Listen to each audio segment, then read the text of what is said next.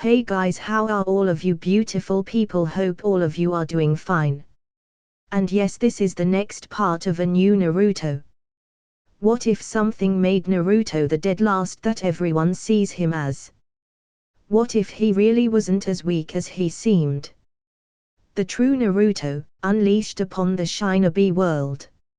Our story starts at Invasion of Konoha arc and continues onwards. So let's start without any delay. Let's start this great series. Come on Gigi. Let me be a ninja already. Hiruzen Sarutabi, the sun Dame Hokage massaged his temples as he looked down at the little blonde boy who had a determined look on his face. He had been visiting the boy in order to give him a monthly allowance and help him shop for groceries as he lived alone. It might be odd that a little boy like this lives alone, instead of with his parents or in an orphanage, but the little boy held within him a massive little deterrent that kept most from wanting to care for him. Naruto Uzumaki held within him the ultimate Baiju, the Kyuubi no Yoko. The same demon that had attacked and nearly annihilated Konohigakure no Sato, the village in which this story takes place. Naruto, I can't let you enter the academy. Naruto's face scrunched up, trying to decipher why, but Gigi, you told me other kids ninja as young as me training as ninja, why can't I? Hiruzen did have to admit to that nugget of truth. Clans in Konoha such as the Uchiha and the Hyuga trained their children from around the time they could walk to become shinobi. Kakashi Hatake had graduated from the academy at the age of 5 and even been promoted to Chunin at the age of 6, same for other prodigious ninjas such as Itachi Uchiha. Hiruzen knew it was somewhat hypocritical of him to deny Naruto the same chance that they received. But the people of Konoha would never accept the demon spawn training in the ninja arts right in front of them. This was more for Naruto's safety. The worst thing to him was that he couldn't even tell Naruto why he couldn't allow him to join. That the irrational fear the village as a whole had of him being the Kyuubi reincarnated wouldn't allow them to see him as just a little boy that wanted to prove himself to them all. Hiruzen patted Naruto's head and looked down at him patronizingly. I'm sorry Naruto-kun. Maybe one day soon I can let you join, but not now. Naruto watched the old man walk towards his door and shut it on his way out. XXX. Naruto walked aimlessly around Konoha, trying to ignore the looks that he wasn't getting. He didn't get why Gigi didn't want him to be a ninja. He knew he would be the best ninja ever, that was all he would settle for, no matter how hard he had to work. There was something he wasn't getting, and trying to think about it made his head hurt. Eventually, by the time he had stopped pondering all of the absurd reasons that he wouldn't be allowed into the academy, he even came up with a strange conspiracy that there was some sort of demigod stuck inside of him and everybody knew but him. Crazy, right? He found himself atop his favorite place in the village, Hokage Mountain. It's beautiful, isn't it? Naruto whipped around suddenly to see a man with his head and one eye in bandages, and his right arm in a sling, also wrapped up. Naruto couldn't feel any real malicious intent from the man, so he allowed him to come closer. He stopped next to Naruto and looked out at the view from the top of the mountain. Truly, being a ninja to protect this village is something that I've always felt is well worth the sacrifice. Naruto's eyes widened, but then he looked away sadly. Gigi won't let me be a ninja. I don't know why though. I mean, I'll work hard, and I know I'd be good at it. The man made a noise as if he was thinking of Naruto's words. You would really work hard. You would do whatever you had to in order to become the greatest ninja you could be. Naruto grinned widely at the man. Not just the best ninja I can be, the best ninja ever, Datbeo. The man had a small smirk upon his lips. Well then, I think I'd like to take a hand in training the greatest ninja ever. How would you like to be a ninja for me? Naruto's grin could have split his face as he latched onto the man excitedly. Thank you, thank you. I can really be a ninja.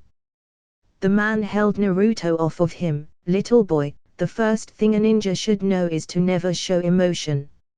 I can understand your excitement, but when we begin training I do not want to see that from you.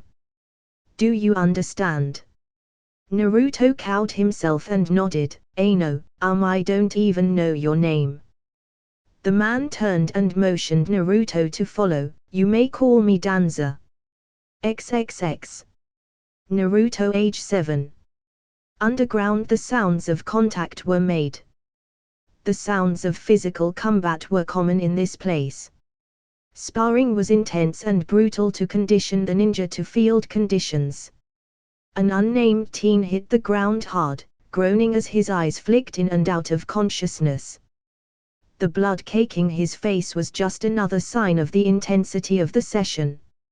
Standing over him was a blonde boy sighing in relief at the conclusion of the spar. Takeshi, you hit way too hard.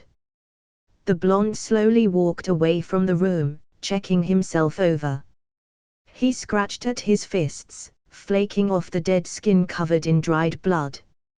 He checked his mouth and sighed before digging into the back of his mouth and pulling out a molar, dropping it on the ground as he walked away. He didn't care too much about it. It wouldn't be the first time he lost teeth down here, and they always grew back. Thank you, furball. As the boy clad in black practice clothing entered the hall he came face to face with the man responsible for training him. Danza Jiji. Good to see you. Danza frowned at Naruto's disrespect. Boy, if you weren't so damn good at what you do then I'd have you go back through emotional conditioning again. Naruto gave him a cheeky grin, but that's just it. You know I'm too damn good to waste going to do that crap, and besides, you know I can turn it on the second the mission starts. I can be as blank as everybody else when you say go. Danza let a ghost of a smile appear on his face. He remembered putting Naruto through the paces to rid himself of his emotions. No matter how bad he had Naruto beaten and conditioned, he would still keep a spark of his old personality, even after several months of that treatment that had broken everyone else Danza had trained for decades until that point. Danza motioned for Naruto to walk with him. I have a mission for you, solo this time. Naruto went into business mode upon hearing those words. What do you require of me, Danza-sama? Danza would never openly admit it, but he did rather like the fact that Naruto could turn his ninja mode on and off at the blink of an eye. It made training a bunch of emotionless tools more bearable if one of them had enough self-awareness to actually speak to him with even a hint of cordiality. They weren't necessarily close. Naruto was well aware of the fact that Danza saw him as nothing more than a tool, a weapon to be brandished to protect Konohagakure, but people have shown that they can value objects and tools above many things in this world. Plus Naruto's childish streak got a kick out of making Danza twitch. You've got to enjoy the little things. This one is probably going to be suicide for anyone else other than you. Even you will find it rough going, I would say. Naruto nodded as a sign of his hearing the advice. If this even hints at going under, you get yourself out of there, failed mission or not. A shimmer of his eye revealed from Naruto to Danza that he was affected by those words.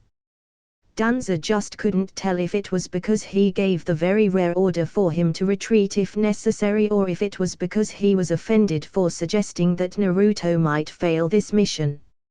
Naruto looked up to Danza, icy blue eyes lacking the solid feeling they were full of just moments ago. Your orders, Danza-sama. Danza smiled. I think that he might just be the greatest weapon I have ever had. Training Naruto had not been even a chore. When it came time to learn how to fight, how to kill, how to win, Naruto had shown himself a quick study. Danza relied on Naruto for more of the higher class missions that he knew many of his other operatives couldn't handle, because the kid seemingly didn't accept anything short than a successful mission. That made him invaluable, and he'll only continue to grow in strength. I would probably rely on him before I thought of backing one of Sarutabi's soft elites. Oh my old friend. How did you let this gem of a shinobi go? Danza continued his briefing as he and Naruto had arrived at the armory. You will be infiltrating Tano Kuni. There have been reports of a new hidden village based out of that nation rising to prominence. Naruto quickly changed from simple practice clothes to gear reminiscent of Anbu armor, clicking the chest protection shut. Hi Danza-sama. Danza continued, you will find the location of this village and if possible get inside and keep tabs on what you can see and find. When you believe that you have sufficient information to determine whether or not this village is a threat or not, you are to return to base and debrief. You may leave on your own mark, this will be a long-standing assignment. Naruto packed himself with kunai, shuriken, flash tags, exploding tags, smoke bombs, anything that he might need, and he packed to the brim, sealing whatever he couldn't carry in a scroll. He didn't know whether he would need to restock on this mission or not. Upon his completion of arming his person, he turned to Danza and bowed. I will leave as soon as possible, Danza-sama. You will hear from me upon my return. Danza nodded. By your leave, Uzumaki. Naruto stood and walked from the armory, ready for his next assignment. Naruto slipped his mask in with his combat gear, as he had replaced it all with simple street clothes as he had to keep up his appearances. Any was the opportunity that Sarutabi never gave him. He knew all he needed to do to prove his worth as a ninja was a chance, and when that chance was given he took it. XXX. 1 year later, border of Hino Kuni /Tano Kuni. An explosion drew Jiraiya's attention away from returning to Konoha. He had just gotten through going through Tano Kuni looking into rumors of a new hidden village rumored to be called Otogakyo. After finding enough to bring back to the Hokage, he made a hasty retreat to the border, and from the sounds of things he wasn't the only one. Jiraiya eventually found himself on the heels of a blur in the darkness. Jiraiya slipped into the shadows of the trees to speed ahead of the fleeing mystery shinobi. However, this was unnecessary as the person in question collapsed and dropped to the forest floor in exhaustion. As Jiraiya walked closer, he saw deep cuts and gashes all over the body of the Anbu, or so his armor had him believing. Jiraiya whistled as he took in the age of the blonde boy on the ground. They are sure starting younger these days. Jiraiya refrained from moving the mask of the boy, on which he saw a leaf insignia, as Anbu had to keep their identities secret for as long as was feasible to the masses. Jiraiya picked the boy up and made for Konoha, interested in this current situation. XXX. Jiraiya had set the boy down in Sarutabi's office and had requested that his Anbu guards leave the room. Sarutabi-sensei, you could have sent me a message that you already had someone in Oto checking things over. I think I might have blown his stealth when I made tracks and left that place. Hiruzen's eyes darkened. I didn't send anyone into Tano Kuni, I expected you to look into it yourself and send word back, like you are now. This Anbu isn't mine. I would never allow a child this young into their ranks, never again, not after Itakai. Jiraiya scratched his white mane. Well, I kind of figured that, but I thought you might have made an exception or something. Sarutabi rose from the desk and walked over to where the masked boy lay. He narrowed his eyes at the kanji he found right by the leaf symbol on the forehead. Danza. Any again? Jiraiya sighed. I thought you handled him and that group of blank faces. He's still doing this. Jiraiya shrugged. Well, at least he also recognizes Oto as some kind of unknown quantity. Hiruzen reached down and pulled off the mask. What he saw almost gave him a heart attack. En Naruto. Jiraiya ran over, looked down, gaping at the sight. Kami, he looks just like Minato. Wait. Sarutobi, is this Minato's child? Hiruzen settled himself somewhat. Yes, Jiraiya. This is his child. Danzo must have gotten his hands on him. I should have known. When I went to see him, he was becoming progressively more aloof and secretive. I stopped getting reports about him around town completely. I figured he must have just been keeping a low profile, but I never would have guessed. Jiraiya looked angry. Danzo turned Minato's son into a mindless drone. I'm going to. Jiraiya, wait. Jiraiya turned to face his teacher with an angry look. The council wanted him to be trained under Danzo's watch anyway. They'll see him in the right if this gets out. You and I are the only ones that know about this. Jiraiya bared his teeth. He won't tell us anything about Danzo. Even if he had any real reason to tell us anything, Danzo has seals on his ninja that keep them from speaking about any too freely. I've seen it. Hiruzen nodded. I know. So what if instead of using him to get to Danzo we just take him away from that place entirely? Seeing Jiraiya's confusion, he elaborated. Danzo won't move to retrieve him no matter how valuable he knows a Jinchuriki is to his goals. All we need to do is keep him under watch and seal him. Jiraiya nodded in agreement. So what? Memory seal. Chakra seal. What exactly are we sealing? Everything. Jiraiya's eyes widened. Now when you say everything. Hiruzen stood back up. I mean everything. His entire mind and body have been utterly conditioned by Danzo to fight. He would have never been out there if he wasn't at least as strong as one of my Jounin. Danzo wouldn't have allowed it. Seal it all. If we just seal his memory, then he would still be infinitely more powerful than any academy student, even without the knowledge of all of the techniques. Just with the academy techniques he would still obliterate any academy student. Jiraiya looked at the unconscious blonde on the floor. I don't like this, Sarutobi-sensei. What will you do with him then? Hiruzen picked the boy up and put his mask back on. I will allow him to enroll in the academy. I'm wearing the council down. Soon I can get them to let him attend. Him staying off of their radar has helped considerably. Jiraiya followed Hiruzen down to the depths of the tower to commence with the sealing of the young boy. XXX. Any base Konohigakyo. The sound of a door shutting sounded through Danzo's speakers on his desk. The injured man put his face into his hand and groaned. Uzumaki. Damn it. Jiraiya. How was he to know the wandering sage was in Oto as well? From the sound of things, the flamboyant shinobi had placed their forces on high alert upon his own exit, and with Naruto stuck inside that buzzing hive, with everyone searching high and low for anything amiss, the boy had run into quite a bit of trouble when he took to making his own hasty retreat. Danzo's weapon was lost to him now. He knew Sarutobi would never allow him to get anywhere near Naruto again. Danzo pulled out a bottle of sake and poured himself some. After tossing the alcohol back, he grimaced slightly, and we move along.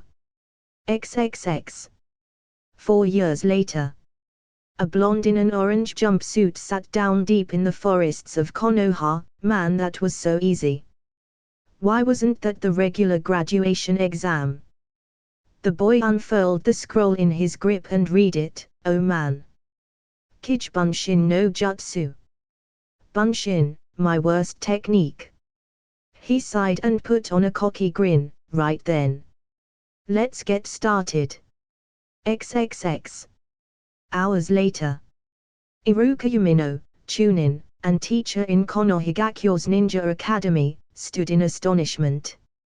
Naruto Uzumaki, the dead last of his class, the failure. He had just witnessed the boy in question call upon an almost endless horde of Kichibunshin to beat his former teacher's aide Mitsuki into a bloody pulp. Naruto stood over the groaning man smiling at Iruka sheepishly. Whoops. I guess I went a little overboard, huh? Iruka smiled and called Naruto over to him. I've got something for you, Naruto. Close your eyes. Naruto did as he was told and felt his goggles shift on his forehead. Okay, go ahead and open them. Naruto opened his eyes and saw his smiling instructor, Songhitiet, holding his goggles. Congratulations, Naruto. You graduate. XXX. 6 months later, forests outside of Konohagakure. Naruto was smashed back by Gaara in his monstrous form. Naruto sailed through branches until he landed against a tree and slumped against it. Naruto grunted in pain as he sat up to look at the insane Suna ninja. Gaara had a maniacal grin on his half-demonic face. You are weak, Uzumaki. You lack power. Sasuke landed on Naruto's branch, looking worse off than Naruto himself was, with strange black markings on the right side of his body. Naruto, get out of here. Get Sakura and run, I'll handle this guy.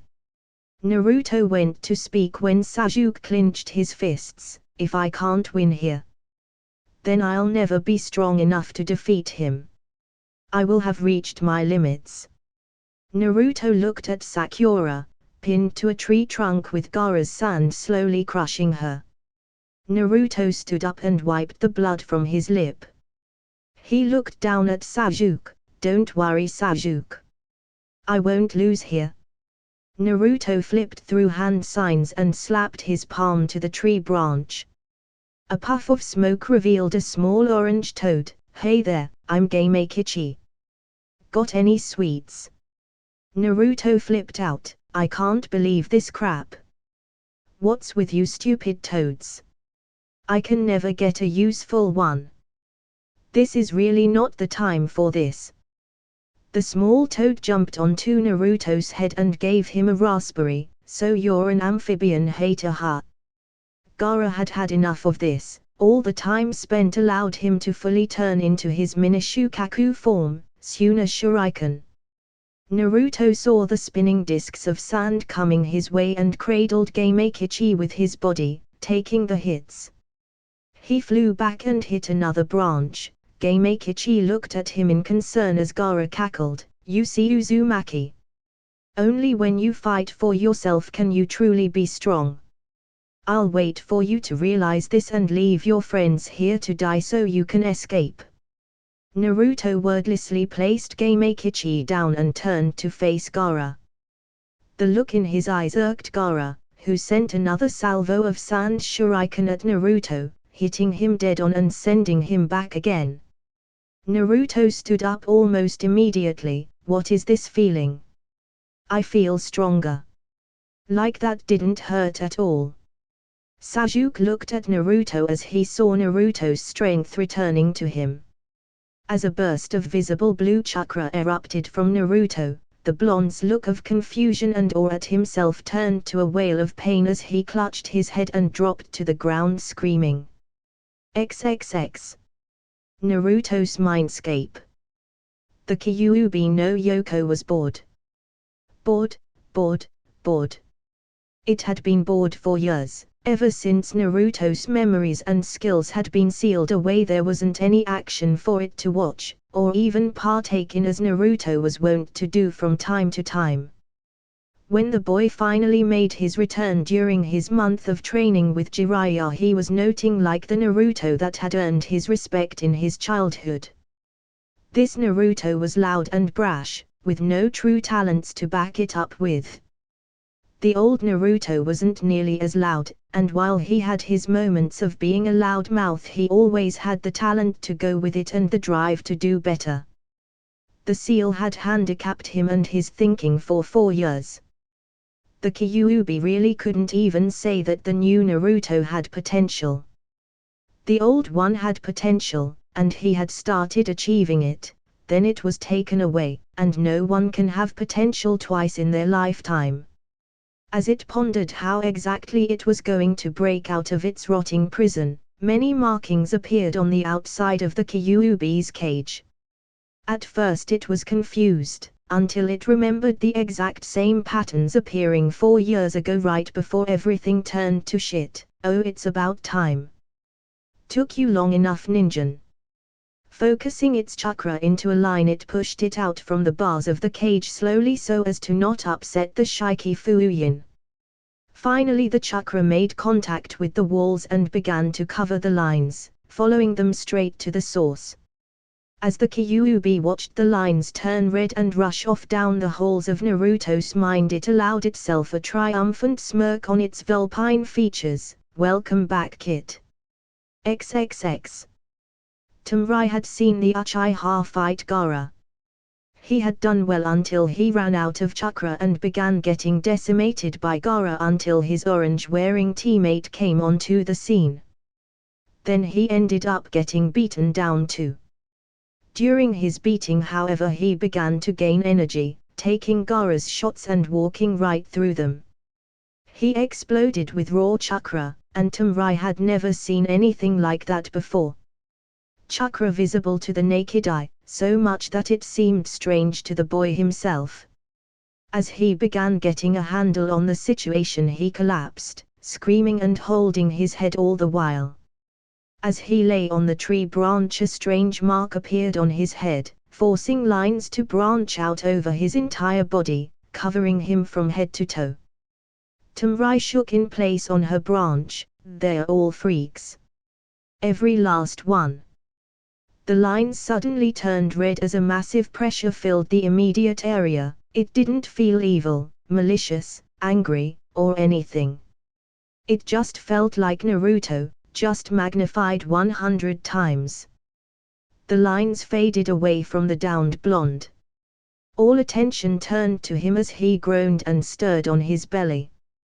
He quickly snapped to his feet and looked around his own body, flexing his fists and shaking out his legs. The only noticeable change in his base appearance was the scar going down his eye, a battle scar that wasn't existent a moment ago. He had an angry sneer on his face before he shook his head pitifully. Kami, I suck. I'm as weak as a kitten like this. What happened to me? I'm confused. Sasuke looked up at Naruto.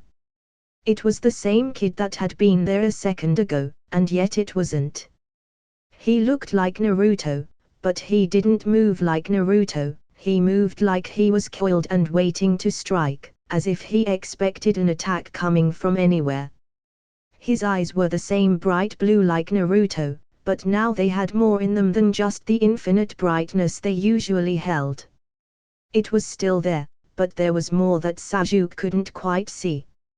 He was as calm as they came. You wouldn't even know that he was preparing to get into a fight from looking at him, and he looked out at Gaara without fear, anger, interest or anything. And he accentuated this by sighing and speaking his next words. All right, Gaara. I don't know what the hell is going on with me right now. I have an idea, but I need some damn answers, but to do that I need to go back to Konoha.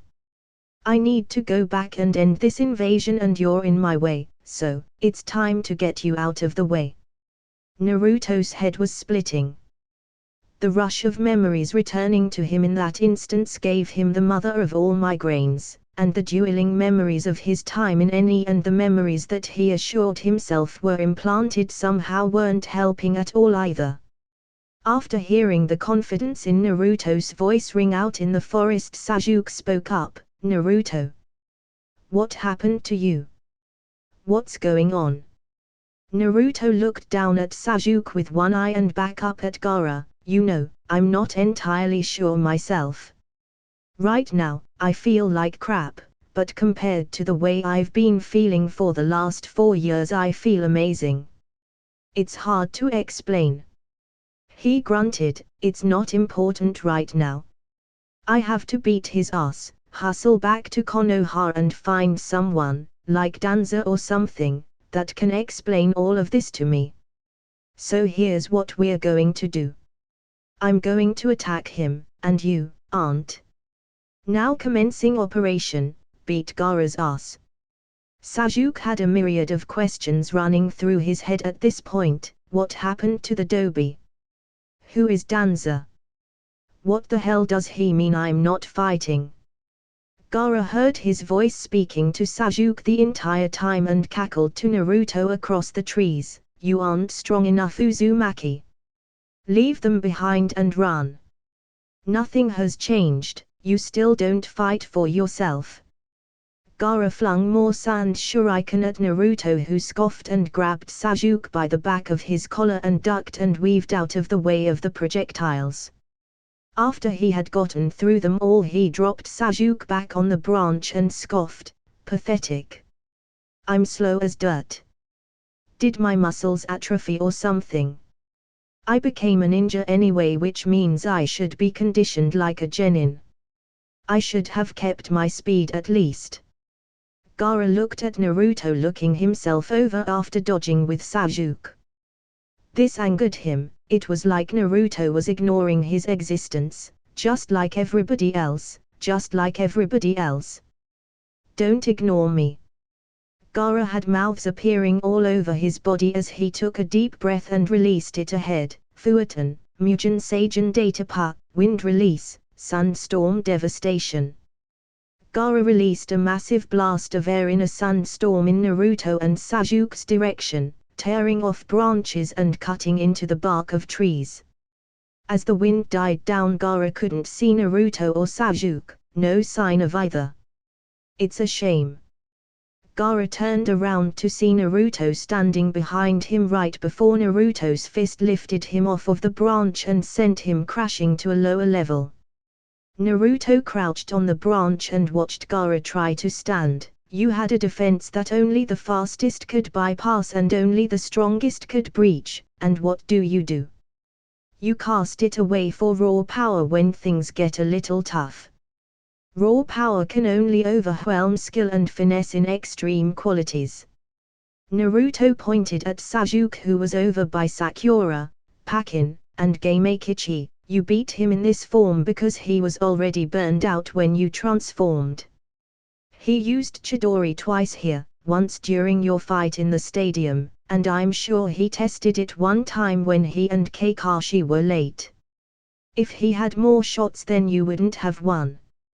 He smirked down at Gaara. I don't know what happened to me all of those years ago, but I'm not the kid that just had Kichibunshin flying all over the place anymore. I could beat you like that, but that wouldn't be very fun. After all of this time, I can finally fight like I used to, if only a little bit. I'm still not fast enough to avoid taking hits, but I can almost assure you that however hard you hit me. A feral grin came onto Naruto's face. I'll hit you twice as hard. So let's see who can still stand up when this is all over. Naruto's hand moved unconsciously to his back before he pulled it down, clicking his teeth. Damn, that's right. I don't have a sword. Seriously, what happened to me? These phantom urges to fight like I was trained to are going to get me killed if I don't get it together. Gaara stood with a growl. You aren't stronger than me. You fight for the Uchiha. You fight for the pink-haired girl.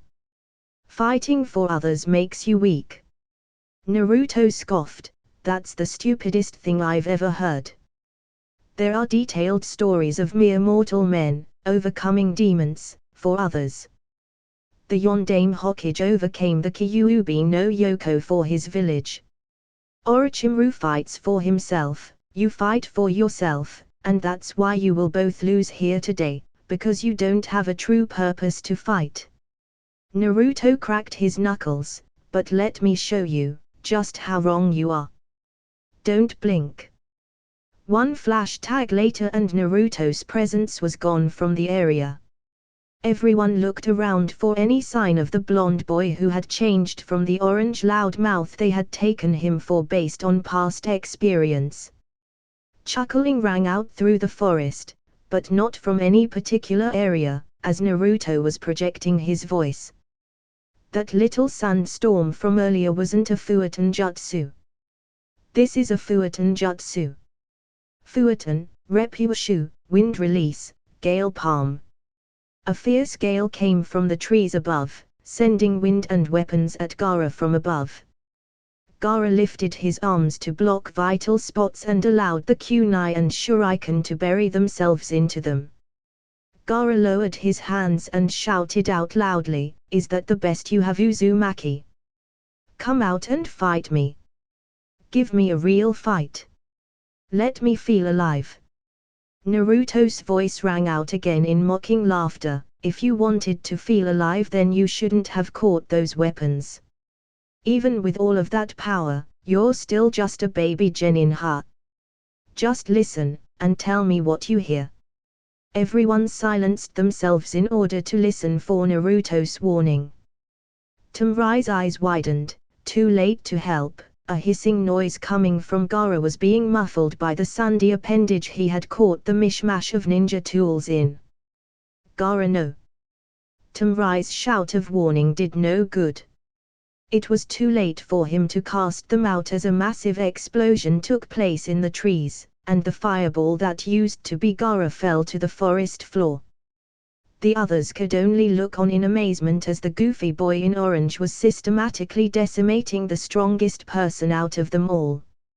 Naruto's voice rang out again, "Damn it, I should have just killed you." Gaara was like a puddle of melting sand on the ground as Naruto spoke. "I guess my fake self has more influence over me than I thought. I should be down there killing you right now. But for old time's sake, I guess I'll hit you with an attack inspired by him." Suddenly several Narutos rushed out of the foliage and kicked Gaara into the air, one after another. Ki. As Gaara was stuck hanging in the air, a wave of orange revealed itself from the leaves above. Countless Kichibunshin from Naruto descended with their fists and feet cocked to strike. Naruto Naizirendan, Naruto Uzumaki 2K Barrage. Naruto's Bunshin dropped an obscene amount of physical offense on Gaara's prone form, driving him back into the ground hard. Naruto and his clones littered the trees looking down at Gaara. Naruto sighed yet again. "If I was at full strength, he'd be a puddle in a crater right now. Someone's going to answer for this." Gaara looked up at the masses of Naruto Bunshin looking down on him. Each of them had the same uninterested look on their faces, as if they were trying to ignore him. Cold blue eyes magnified by 1000 staring down on him. "There's no way." Gaara allowed the final shred of sanity and reasoning inside of him snap. "There's no way I'm going to lose to a guy like that." The original Naruto's eyes widened as Gaara's chakra spiked. "Oh crap! He can transform again." Naruto was blown back hard as Gaara was completely immersed in sand, swelling to the sky. Naruto's Kichibunshin were dispelled as Gaara's towering sand smashed them asunder. Gaara ended up sticking out of the head of Shukaku looking down on Naruto, who was covered in sand. "It's too late, Uzumaki. Time to die." Like I said, power cleanly outclasses skill only in overwhelming quantities. Naruto sat, entirely encased in Gaara's Sabaku Kyu. "Well, this is great. I'm too weak to break it. Now what?" Naruto smirked as he remembered that he didn't stop learning things when he lost his memory. "Ero Sennin, you might have been useful after all." Naruto bit his thumb and made a few hand scenes. Gaara put out his right hand. "Sabaku SOS. Kukiyo's no jutsu, summoning jutsu." In a massive burst of smoke, Naruto found himself seated atop the head of Gamabunta smirking out at Gaara. "You didn't think it would be that easy, did you?" Naruto looked down at Gamabunta. "Hey there, Boss Toad. You want to help me out and take this jerk down with me? He's a little too big for me to handle alone at this time." Gamabunta directed his gaze up at Naruto. something feels different about this Geiki. Like he isn't as frantic and spastic as he was the last time I saw him. Gamabunta huffed out smoke from his pipe. Ichibi no Shukaku. No can do, kid. Why would I want to go out of my way to fight a guy like that? Naruto deadpanned the giant toad a look. I thought summons were supposed to help their summoners fight in situations like this. Naruto pointed out at Gaara /Shukaku, look at that thing. If you don't help me then I'll end up a bloody smear on the bottom of its foot for sure. Gamabunta laughed, tough.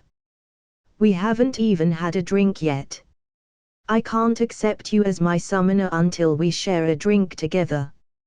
Naruto glared down at him, you'd better be the one supplying then. Because my genin ass can't afford enough liquor to get you even slightly buzzed. Gamekichi then appeared and landed on Naruto's head. Oh, help him out, Pops. I like this kid. Gamabunta looked at the smaller toad in surprise. Gamekichi. What on earth are you doing here? Gamekichi looked at his father sheepishly. I just wanted to come out and see the outside world, you know. He pointed over at Gaara /Shukaku, and then that guy tried to bully me. Our boy here kept me alive and started kicking that guy's butt, but then he cheated and got all big, and now here we are. Gamabunta glared out at the sand spirit. Alright then, Geiki. You helped out my son, I appreciate that. You're alright with me. You have my support in this fight, but we're still having that drink later, you hear? Naruto stood up and nodded, his face hardening as he looked out at Gaara. Gamekichi, you're going to want to get off of my head for this next part. Gamekichi got off of Naruto's head as Gamabunta drew his tanto and held it at the ready. Whenever you're ready, Boss Toad. Give him hell. Gamabunta launched forward and dug his sword into Shukaku's arm. With one mighty heave he lopped it off, dropping it uselessly onto the ground before he jumped back to his distance and stared at his opponent. Gamabunta huffed in exhaustion. That almost took everything I had, and all I took was his arm. Naruto smirked down at Gamabunta. Wow, and I thought I was out of shape. I've been out of full commission for 4 years, what's your excuse? Gamabunta eyed the boy, watch it, brat, or I'll squash you. The smile disappeared from Naruto's face as he looked back out at their mutual foe. Kill me later, we still have a problem. Gaara looked at Naruto excitedly. Interesting. Interesting, Naruto Uzumaki.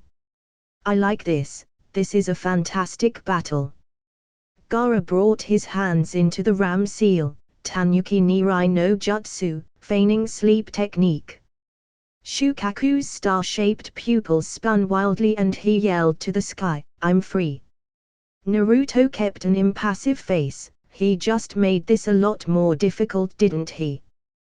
Gamabunta nodded with the boy on his head, and why wouldn't he? Alright, let's try something here. Shukaku inhaled deeply. Fuatan, Renku Uden, wind release, drilling air bullet. He launched a massive air ball at Gamabunta, who prepared his own attack. Sutan, Tepodama, water release, liquid bullet. Naruto flew through his own hand signs. Let's give you a boost, Boss Toad. Fuatan, Datapa, wind release, great breakthrough. Naruto let out a massive crushing wind that sped up Gamabunta's water bullet, forcing it to obliterate Shukaku's attack on contact. It continued on to collide with the demon itself, knocking it off balance and sending it to the ground. XXX. Sasuke was watching the fight with envy. Naruto had seemingly hit some mental switch in his head and now Gaara couldn't even touch him. What kind of power is this? This Naruto is completely different from the one I've been working with for so long. Tamarai was completely overwhelmed. She had left to find Kankuro after Gaara had fully transformed and returned, Thinking that Gaara had killed Naruto and moved along towards Konoha, she wanted to bypass him entirely and avoid his killing spree. When she returned, she was shocked to see that Naruto was not only still fighting, not only forcing Gaara into a full position, he was winning. She and Kankuro had to check to make sure they weren't dreaming. This boy, he isn't normal. How can he keep pace with Gaara? XXX. Naruto looked down at Gamabunta. So how do we end this? Gamabunta was impressed by Naruto boosting his attack. He knew it would have been a stalemate otherwise. This really isn't the same kid from last week. Gamabunta remembered that Naruto had asked him a question. We need to wake up the host. The boy on his head, you need to wake him up. Naruto frowned and grunted, killing him would be easier. Way easier, we can just pepper him with big attacks until Gaara's a big red blotch on his forehead. He's totally exposed. Gamabunta chuckled, that's ruthless Geiki. It's an idea that would give us more problems than answers, though I'm afraid. Killing the medium in the midst of a full possession could end up with the demon being freed. It already has a form to go with its soul, so it wouldn't need the host in that instance. The blonde nodded, okay, so wake him up it is then.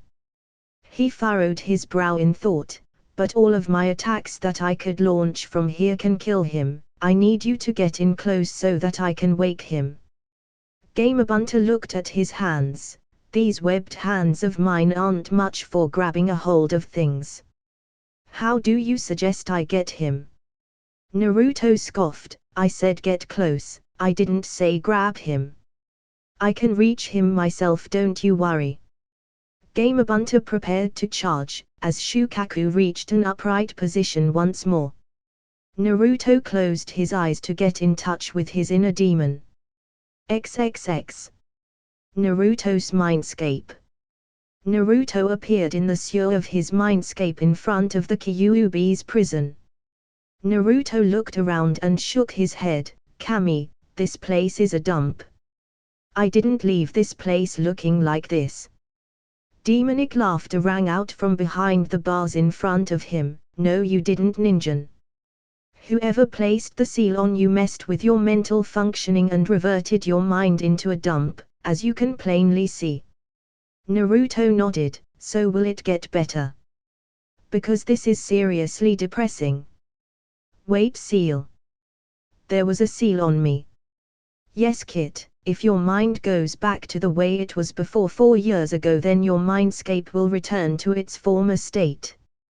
The Kyuubi turned serious at this point. There was a seal placed on you after your disastrous mission to Otogakure. I can't tell you who did it because I was unconscious from using so much chakra to heal your wounds and keep you going until you reached the border. I woke up here, again. Needless to say, I wasn't too happy. Naruto laughed slightly, so that's why you were so pissed off when I showed up here last time. You tried to freaking eat me, you know. Why didn't you say anything? Kyuubi huffed and sat down on its haunches, letting its snout touch the floor. First of all, would your other self, who had been taught to mistrust me, believe me in the first place? If I had tried to tell you about it, I would have been harmed by the seal, as would you. It was a memory seal. Whoever placed it on you placed many others on with you that coincided with one another. You forcibly broke one, the chakra restrictor, and allowed me to force a chain reaction with the rest of your mental seals to free your mind. Naruto smiled at the massive kitsune. Well, I guess I owe you one soon then. But right now, could you give me a shot of your chakra for old time's sake? I need to smack down your comrade Shukaku without killing his host. The ground in Naruto's mind rumbled as the Kyuubi jumped to its feet, tails waving behind it excitedly. Really? You need my help again after so long? All right then, Kit. Why not? I just wish I could experience the fight through your eyes and other senses like I used to. Naruto smirked as the red chakra engulfed his body. Well, after we survive this, I'll set up my mind the way it used to be so you can. It's the least I can do. I missed being so badass. Naruto slowly faded from his mindscape as the Kyuubi lay back down on the ground. I did too, Kit, I did too. XXX. Naruto's eyes shot open as his body filled with the Kyuubi's chakra. Almost simultaneously, Gamabunta charged at Shukaku. As the two massive creatures got closer, they both shot off their projectile attacks again. Naruto judged the distance just as the smoke from the collision of attacks rose. This is close enough, I guess.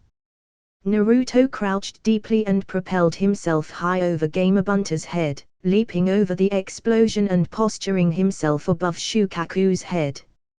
Naruto hovered overhead for a second before forcing wind chakra out through his hands, accelerating his descent. This is going to be amazing. Naruto fell at high speed, aiming for Gaara, who was stuck sleeping on Shukaku's head. Wake up, you pasty bastard. Naruto delivered a double stomp right to the top of Gaara's head, driving him completely through the Shukaku figure, forcing it to collapse on itself as they crashed to the ground amid a deafening roar as the sand crashed around the trees. Gamabunta stood slack-jawed at Naruto's vicious forward/reckless attack on Shukaku. The kid jumped from the relative safety of his head, 30 feet higher than he already was, towards a crazed homicidal demon. The more amazing thing was that it actually worked. He hit Gaara with the force of his body weight focused into his feet from 30 feet above his head, making the impact more intense by using wind chakra to send him down faster. After the attack, he softened his landing considerably after he destroyed the Shukaku as he landed in sand that had been tenderized by his previous attack. Gamabunta was broken from his musing by his son. I like that kid, Pops. He's insane. Can I hang out with him more often? Gamabunta chuckled. If he allows it, Gamekichi. Jiraiya sure picked an interesting one this time. I'll be watching you, Naruto Uzumaki. Naruto stood up and shook the sand off of his body, dragging Gaara out with him and dropping him on the ground, watching him look up at him in fear. Stay away from me. I don't want to die. Naruto slapped Gaara across the back of his head. Act like a shinobi, damn it. We deal in death for a living. Besides, I'm not going to kill you. You're a weapon like me. He dropped Gaara onto the grass and walked away slightly. You're a weapon that I broke already. And while you can be repaired, most of the time a repaired weapon is easier to break a second time around. He turned back to look at Gaara, his cold blue eyes turned back to their formerly bright nature. I'll beat you down every time you try to harm me or anyone in my village. Because only when you fight to protect and defend others can you be powerful and find the strength to push beyond your limits. Naruto looked up to the trees. Sasuke. The Uchiha in question landed by his side. Is Sakura-chan safe? Was I fast enough? Sasuke nodded. Yeah, Naruto, you saved her. Naruto looked back at Gaara just as his siblings landed and prepared for a fight. Naruto shook his head at the two Suna ninja. I just beat the guy that terrorized you since he was 6 and I still have enough chakra that I'm gonna sprint back to Konoha and finish up the battle there. You both already got your asses kicked by this guy and Shino, and he looks like he's ready to go another round. Do really think you can beat us if you were stupid enough to attack us? Kankuro and Tamrai bristled at Naruto's nonchalant threat as he shrugged. Fine, be that way. We'll just knock you out and drag you to the village, and by we I mean them. Naruto pointed behind them as two Kichibunshin bashed them in the back of their heads with the blunt end of their kunai.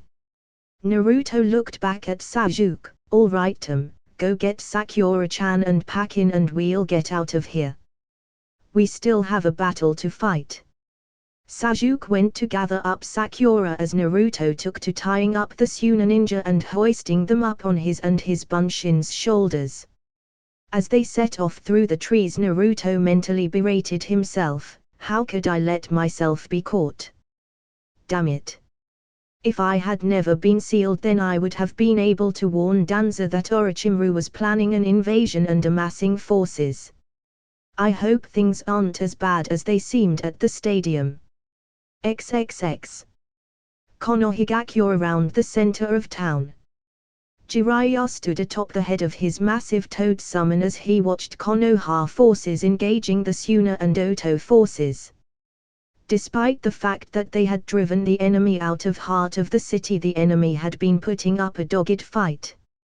Suddenly Ibuki landed atop the toad's head. Jiraiya-sama. Jiraiya put up his telescope and turned to face him. Ibuki, report. Jiraiya-sama, our forces were caught in several ambushes as they chased the enemy forces out of the village. They ended up getting caught in a crossfire by some of Otogakure's ninja they had held back. Jiraiya groaned. They would win, but such an unnecessary loss of life was unsettling. Just as he was about to try and switch the topic, he saw Ibuki smile, but when they were closing in on our forces, they ended up getting sacked by a lone ninja of Konoha, wearing bright orange. If they saw correctly, he was moving too fast for some of them to catch.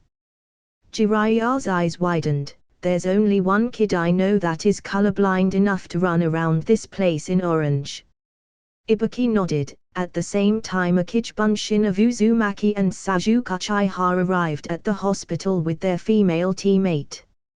And on the other side of town he delivered the children of the Kazekage to a makeshift POW site, in good condition too. Ibuki scratched under his bandana. I saw how good the kid could be during his fight with the Hyuga, but I never would have guessed that he was good enough to take down a squad like that. Ibuki, you shouldn't talk about me like I'm not there. They both whipped around to see Naruto tapping his foot impatiently. Although I guess you didn't know I was here. Geez, if I was an assassin you'd both be dead. Jiraiya looked at Naruto oddly. He couldn't sense his usual restless aura, and he had snuck up on him. Geiki, what happened to your jacket? And what's with that scar on your face?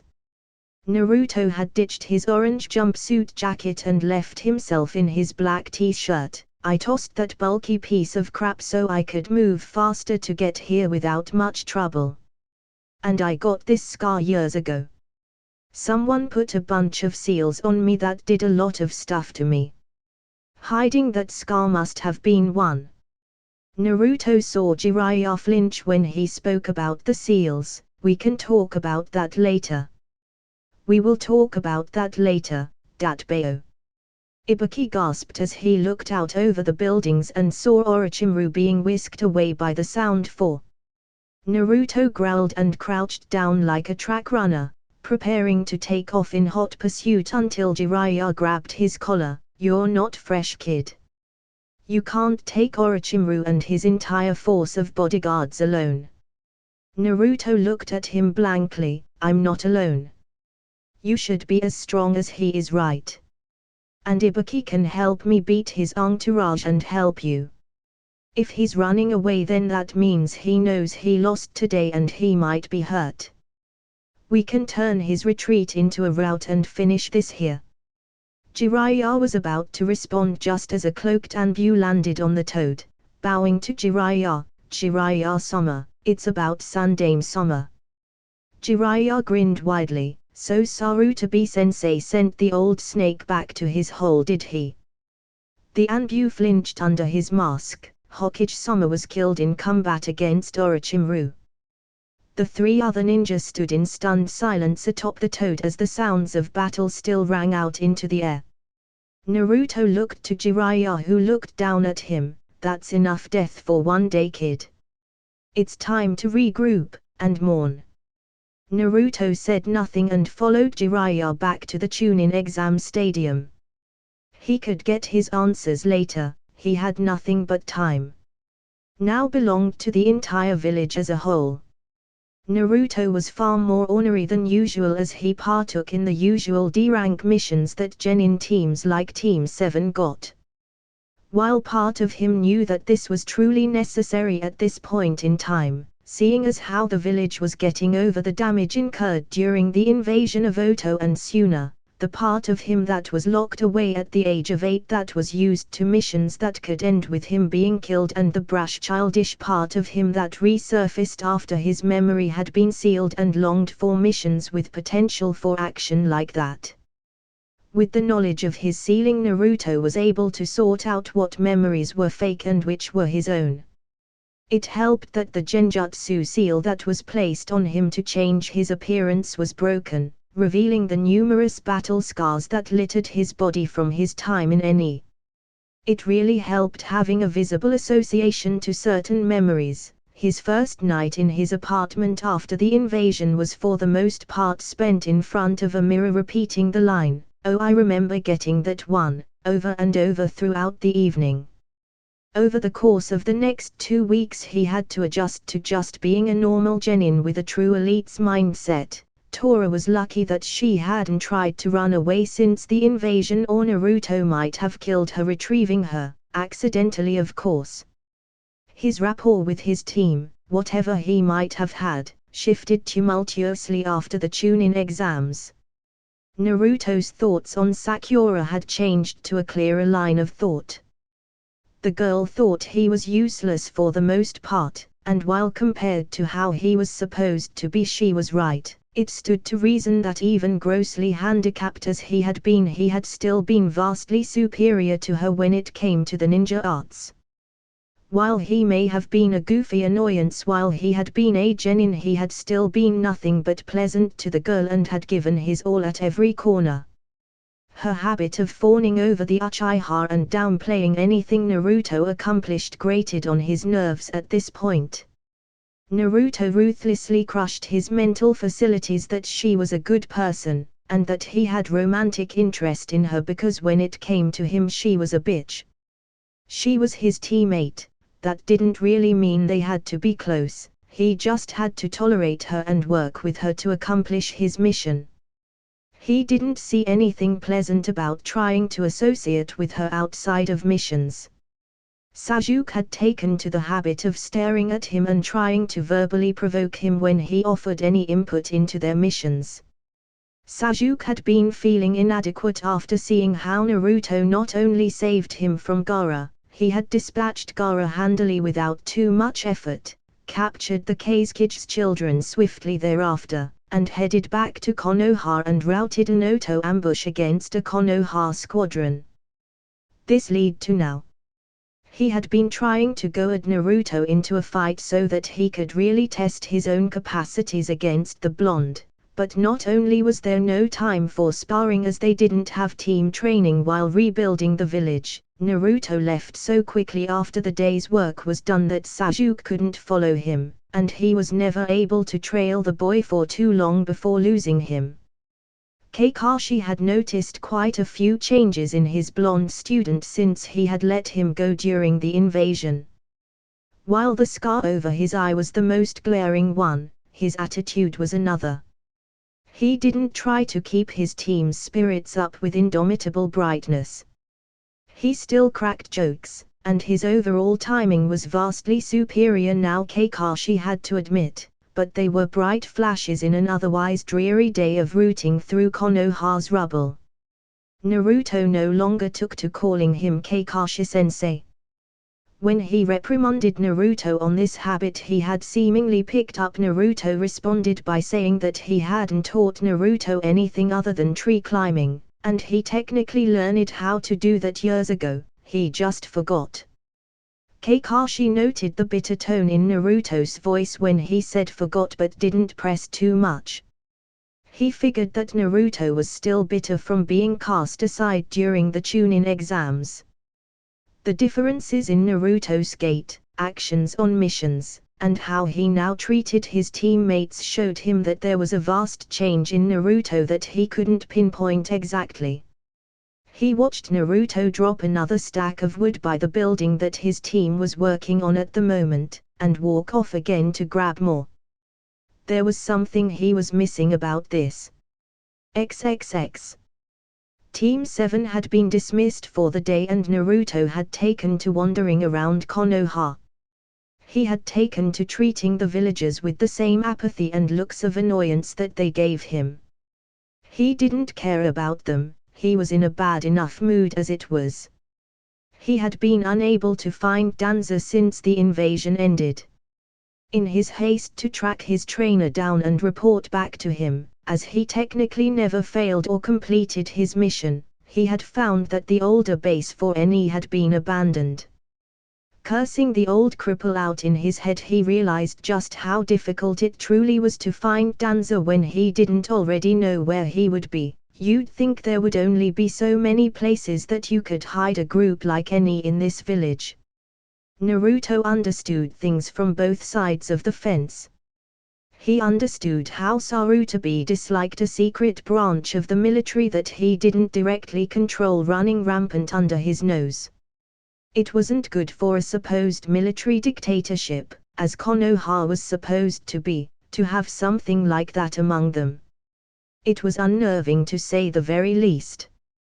But Naruto knew that if he truly knew that honestly, Danza only had around 20/25 well-trained ninja, including himself. Compared to Konoha's forces, it was simply a drop in the bucket. And while Konoha's true forces had a never-ending supply of recruits and potential, only certain types ever had a chance in NE, and they weren't readily replaceable. NE took Konoha's dirty missions. The jobs that somebody had to do, the kind of stuff that stepped on people's toes on the large scale of things, but if they never took place then it would expose Konoha's back to the lions.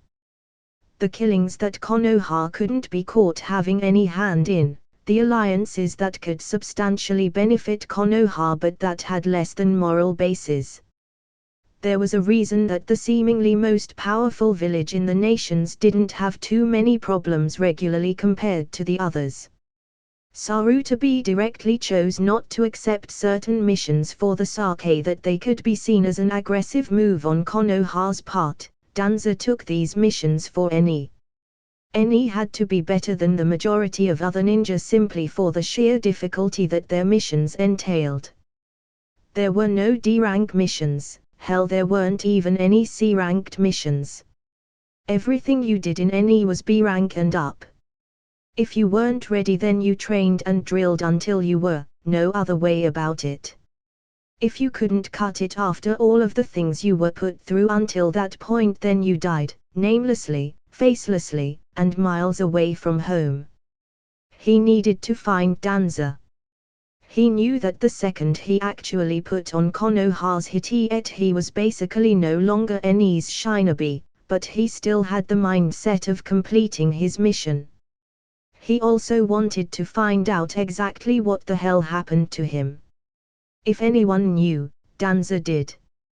His thoughts then drifted to the mission he had been tasked with as he clenched his fists, his emotional nature spilling out.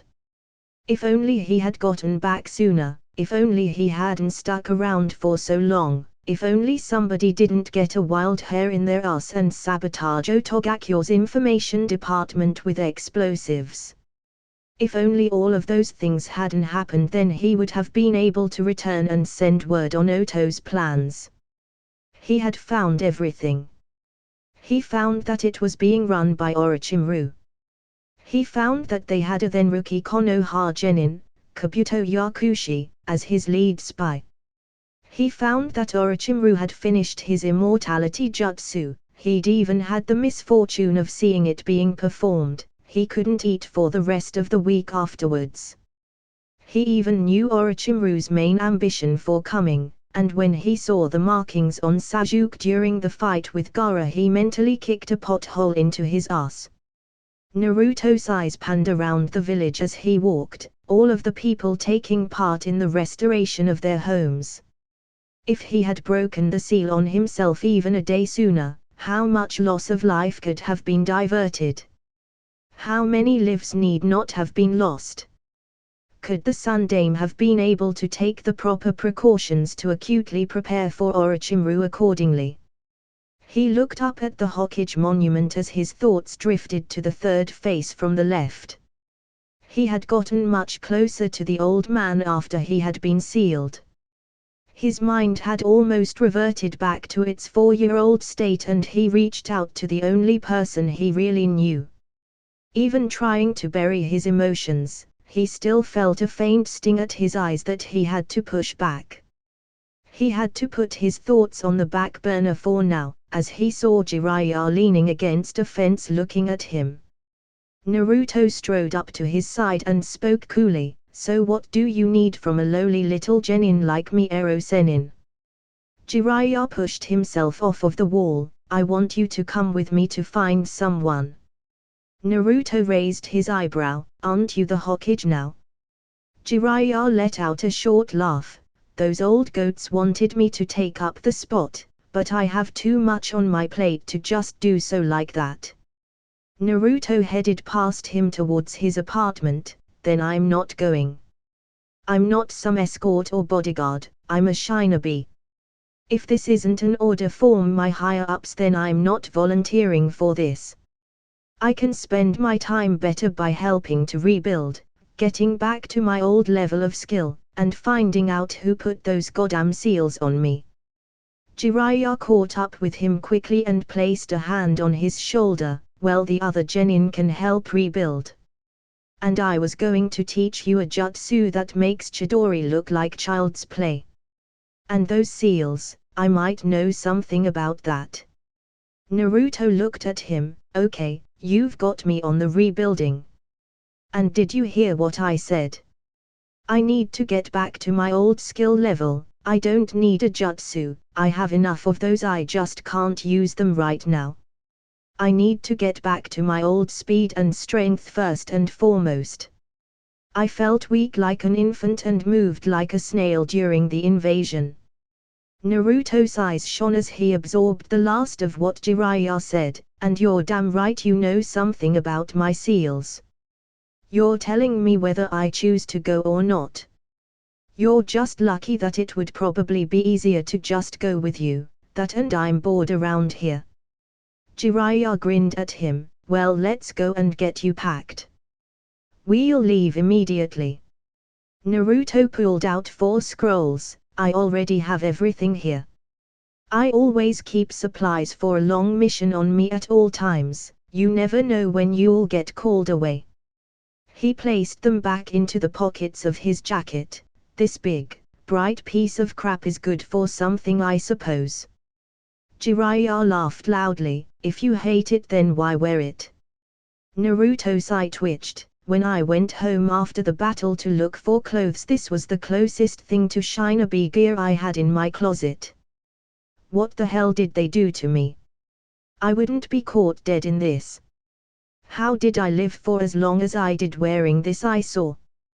Jiraiya laughed again, getting his chuckles out of seeing the boy tear himself down.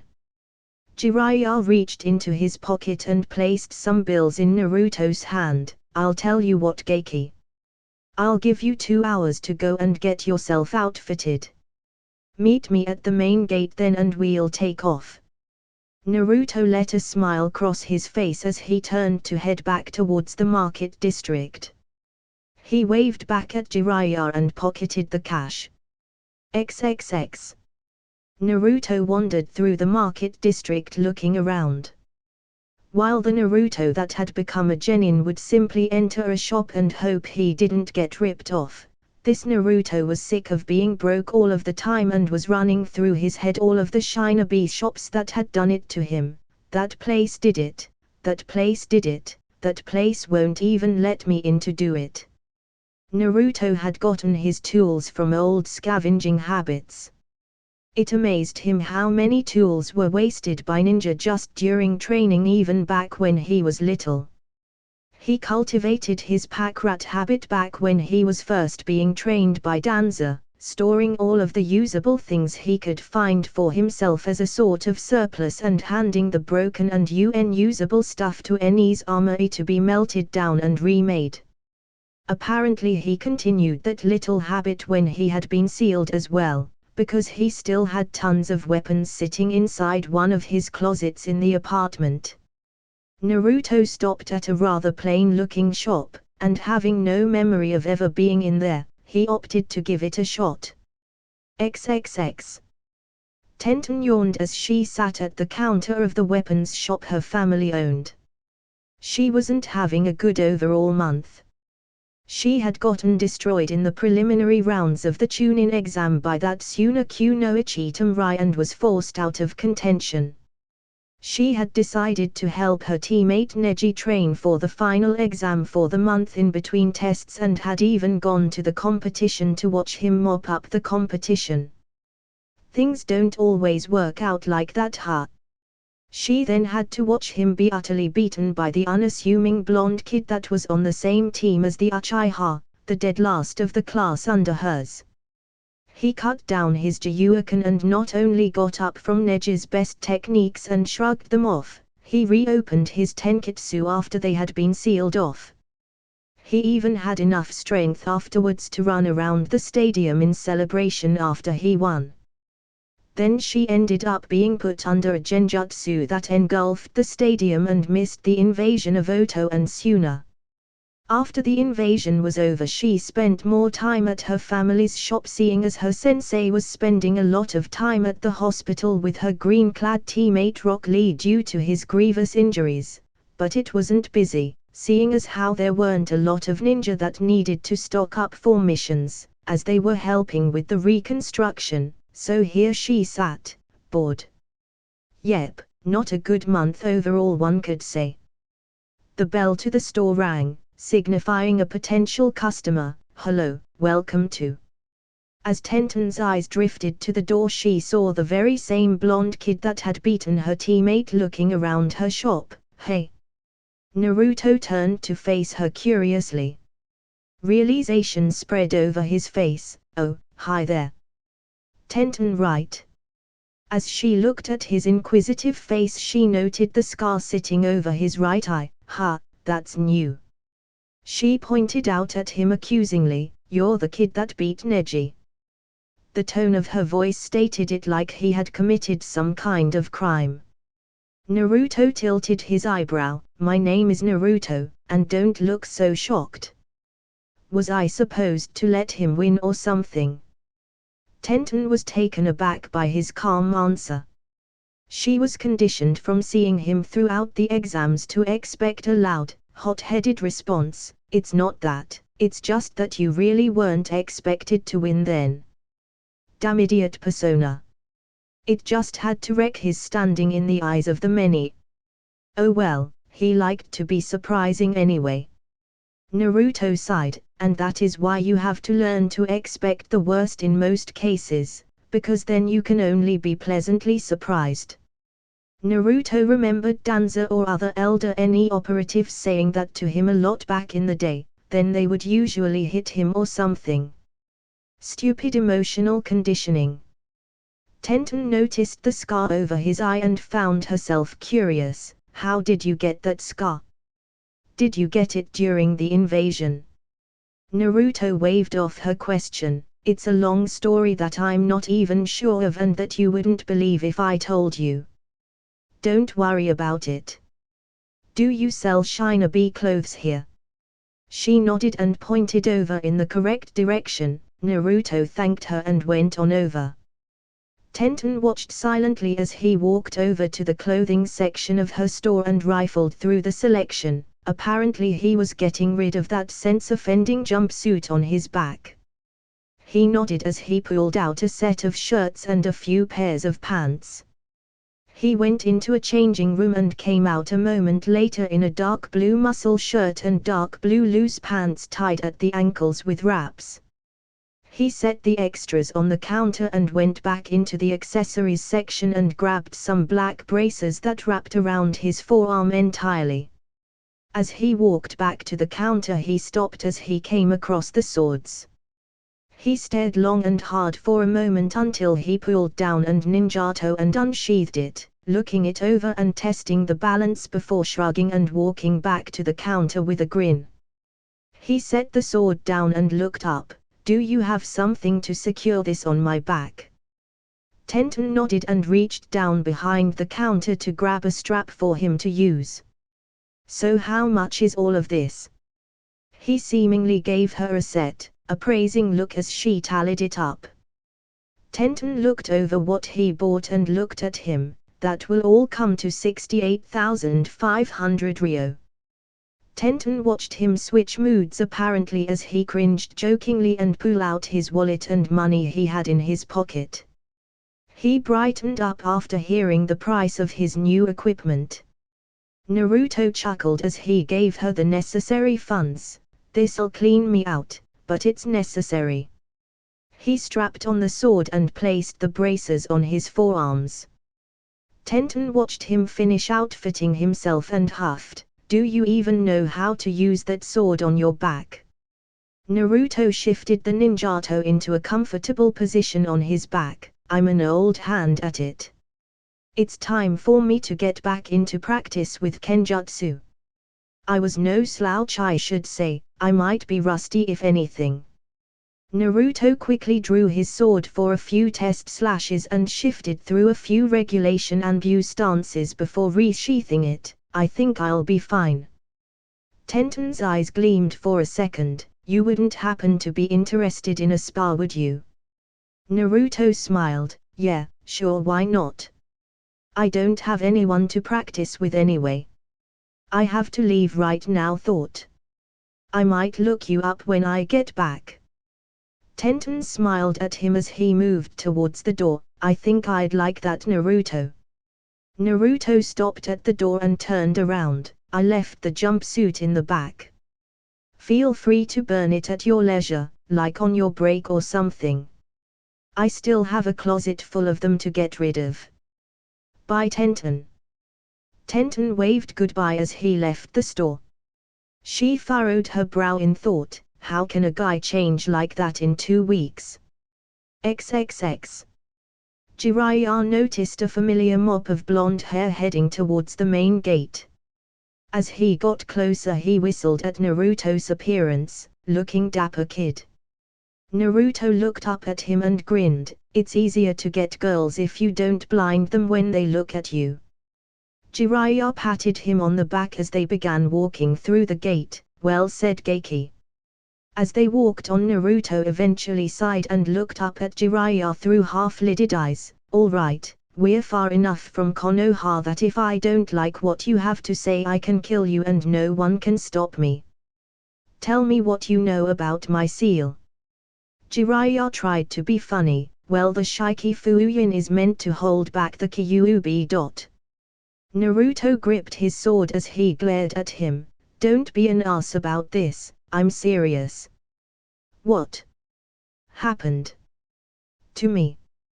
Jiraiya sighed. Okay, but if I tell you this then you have to wait until I'm through explaining before you try to gut me, deal? Naruto kept up his glare but nodded. Jiraiya began. All right, you know your little trip to Tano Kuni. I'm the one that found you. I was there too, investigating rumors on Otogakyo. When I left I decided to torch their files, stuff on Orochimaru's bloodline research, jutsu development, things like that. Naruto's eyes widened. He unsheathed his sword and took a swing at Jiraiya in anger, forcing the man to jump back. Hey brat! I said wait until I was done. Naruto pointed at him angrily. You dumb old bastard. You were the one that turned the heat on to me. Don't you know the first thing about infiltration? Never let the enemy know you were there. Jiraiya rubbed the back of his head sheepishly. Hey, in my defense I didn't know you were there. Naruto growled menacingly. That was the whole point. Jiraiya got back on track as Naruto sheathed his sword. Anyway, when I got you back, me and Sarutobi-sensei found that you were a part of a group of ninja led by a man high up in Konoha's politics. Naruto nodded, yeah, any, led by Danza.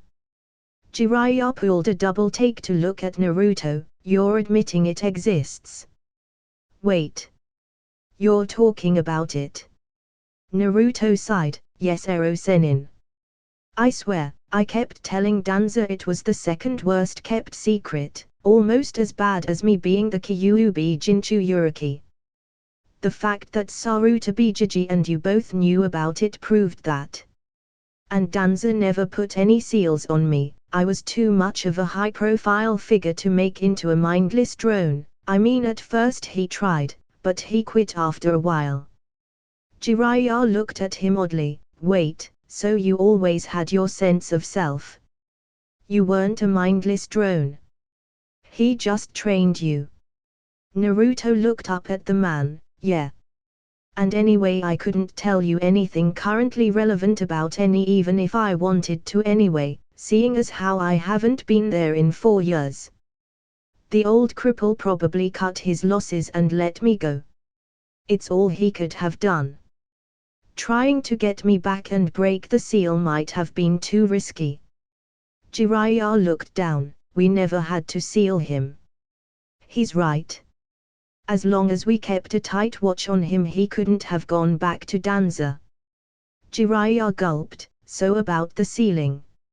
Listen Naruto, when me and Sarutobi-sensei sealed you we thought you . Naruto's blue eyes snapped up at Jiraiya's face. You and Sarutobi-sensei. You and the old man were the ones that sealed me. Naruto didn't wait for a response. You asshole. You could have waited for me to wake up and explain what was going on to both of you. Instead you left me with the mindset of a 4-year-old. I was mentally behind everybody else by 4 years. Jiraiya already knew that they had messed up back when they first sealed him, but it still sucked to have it thrown back at him. We didn't know what you would do when you woke up. We didn't know how you would react. We were just running damage control as quickly as we could. Naruto shook his head angrily. There was no damage control to run. All this time. I'm a shadow of my former self. My chakra control is shit. I have a fraction of the speed I used to have. Why? I still trained hard even after I was sealed. I should have kept that speed. Jiraiya rubbed the back of his head sheepishly. I kind of put a gravity seal on you too, sorry. I knew it. I knew I couldn't have been that slow naturally. Kami, I felt like I was wading in jelly. Naruto undid his hitie to reveal his forehead. Take the seal off, damn it. Jiraiya made a few hand seals and placed his hand on Naruto's head. Fua Inkai. A glyph of a seal appeared and faded from Naruto's head. He tested his body's functions with some short motions. Okay. I feel better now. Jiraiya felt the need to keep explaining. Naruto I. Naruto just kept walking. I don't want to hear any more right now. I don't think I can take much more of this story before I feel the need to hurt you. You guys almost killed my career, you know that. Come on, let's get to a town. XXX. Jiraiya and Naruto had gotten a hotel for the night in a town not far off. Upon arriving, Jiraiya had gone off gallivanting after some woman who showed a little interest in him. This suited Naruto just fine as he didn't really want to be around Jiraiya at the moment anyway. Naruto took himself up to their room and laid down on one of the beds. He had a whole new set of things to think about. Was Hiruzen close to him only because he had gotten out from under his watch once, or was it truly legitimate? When he showed up at the ceremony for Konoha's fallen ninja the day after the invasion, he had gone up to the Sun Dame's memorial and he didn't know what to feel. He shed not one tear. His head was jumbled enough at the time. He was still sorting through his mind to figure out what was factual and what was fabrication. He shook his head free of that thought, putting his training under Danza into use. He was a ninja, and while it was seemingly a simple mission, it was still a mission, and he needed a clear mind to go through it successfully. Naruto felt a pair of powerful presences coming closer to his door. They were hiding their chakra levels, but it was noticeable that they were considerably strong. Now the side of him that had been out and about for the last 4 years wanted to confront them, see what they wanted, and, if necessary, kick their asses. Unfortunately for that line of thought, rational Naruto was in control at the moment. He darted out of bed and leapt out of the window to find Jiraiya, fighting 2 opponents that were potentially overwhelming in strength for no reason didn't really appeal to him after just starting to get himself back into fighting condition. He knew they wanted him for some kind of unpleasantness, because in Naruto's life experiences for the most part new meetings equaled lots of pain and trouble. Naruto dashed along the rooftops until he reached the outskirts of town. Naruto bit his thumb and summoned a toad. Not even giving it time to speak, Naruto belted out an order, "Go find Jiraiya. Tell him to find me as fast as he freaking can or I'm screwed, okay?" The toad nodded and ran back into town to find Jiraiya. Naruto sighed and turned around slowly. "I know you're there. Come out already. Save us all some time here." 2 figures in black cloaks with red clouds appeared, both donning straw hats. Naruto sighed at the sight of the familiar red eyes signifying Sharingan. Of course it would be a guy like Itachi Uchiha after me. The other figure chuckled and removed his hat to reveal a blue-haired, blue-skinned man. "It looks like you're still famous in that village of yours, Itachi." Naruto smacked his forehead, and Kaizen Hoshigeki. "What a fantastic day. The hits just keep on coming." He set himself into a ready stance. "Who else do we have coming? You guys happen to have another S-ranked cameo coming from the woodwork." Kaizen scoffed at the sight of Naruto's small frame. Who knew the Kyuubi Jinchuriki would be such a runt? "Itachi, should I cut off one of his legs to make sure he can't run away again?" Itachi stepped forward, red eyes spinning. "Please come with us, Naruto-kun." Naruto sighed and brought his hands together. "Kai. Come on now.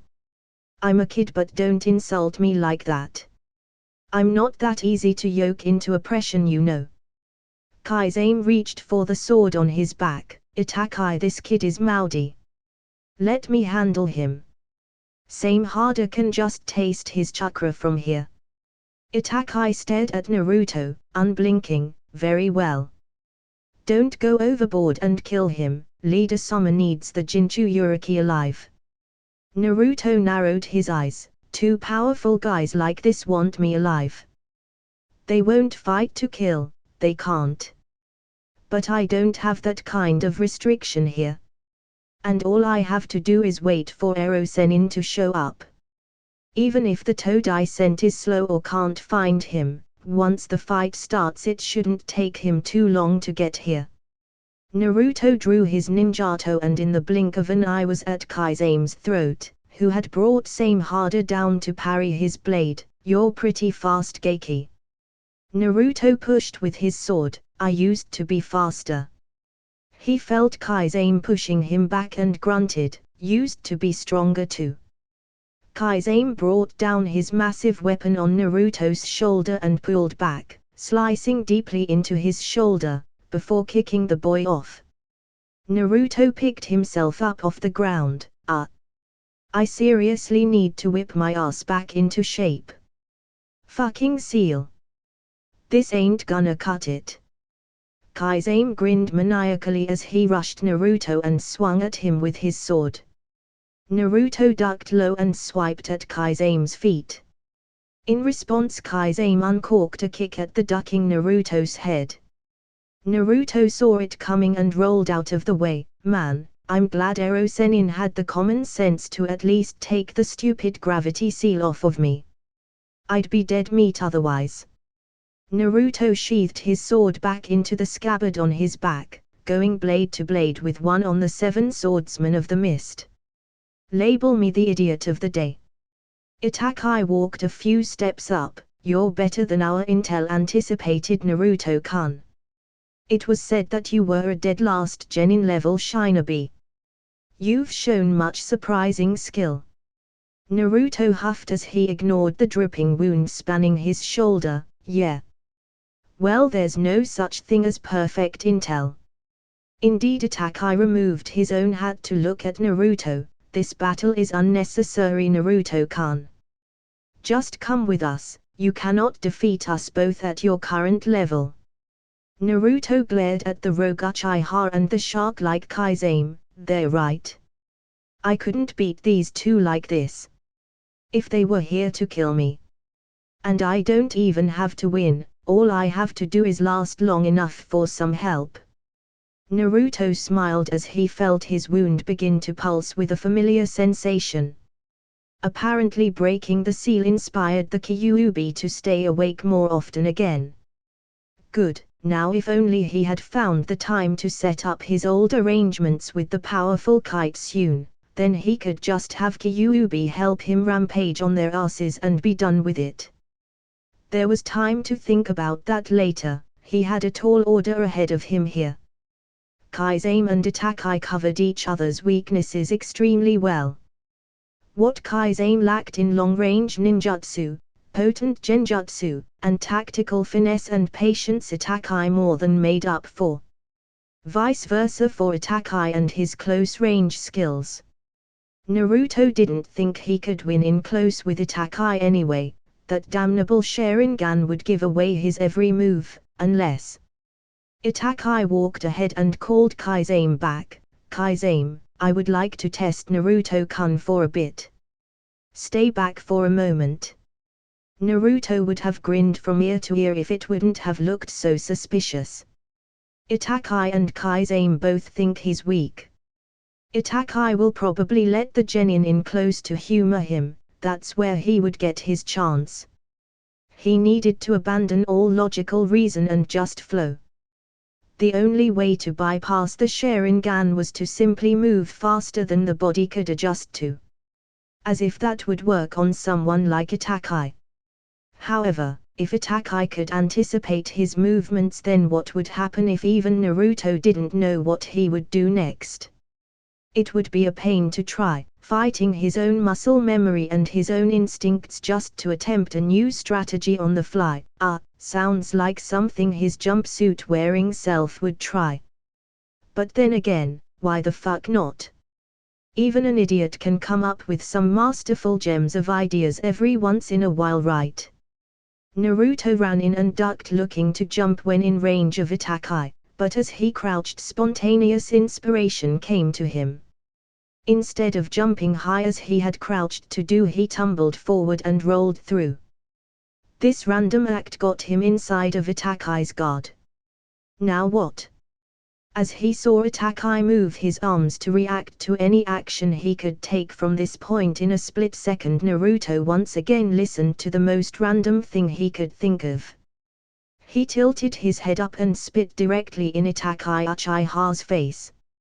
Now at this time, if he wasn't one already in a fight that he knew wasn't going to be pleasant if it dragged out, and that's if he actually believed he had a snowball's chance in hell of actually winning said fight in the first place.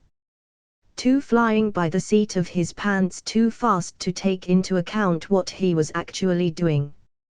After all, if he wasn't a bloody mess on the ground yet, that had to count for something, right? And 3. Primarily trained to not show any emotion or feeling in combat against any enemy, even if pressed with insurmountable odds, and Itachi Uchiha was damn insurmountable for a handicapped former NE operative 4 years out of the game. If it weren't for all of that, then he might have had the logical inclination to shit his pants when he saw that Lugi make contact right on Itachi's left brow. And it worked too, because from the look on Itachi's face, he damn sure never saw that as a viable option against him in the middle of a fight. Itachi froze in place, giving his diminutive adversary the opportunity to launch a vicious jumping snap kick to the side of his head, sending him flying back to his partner.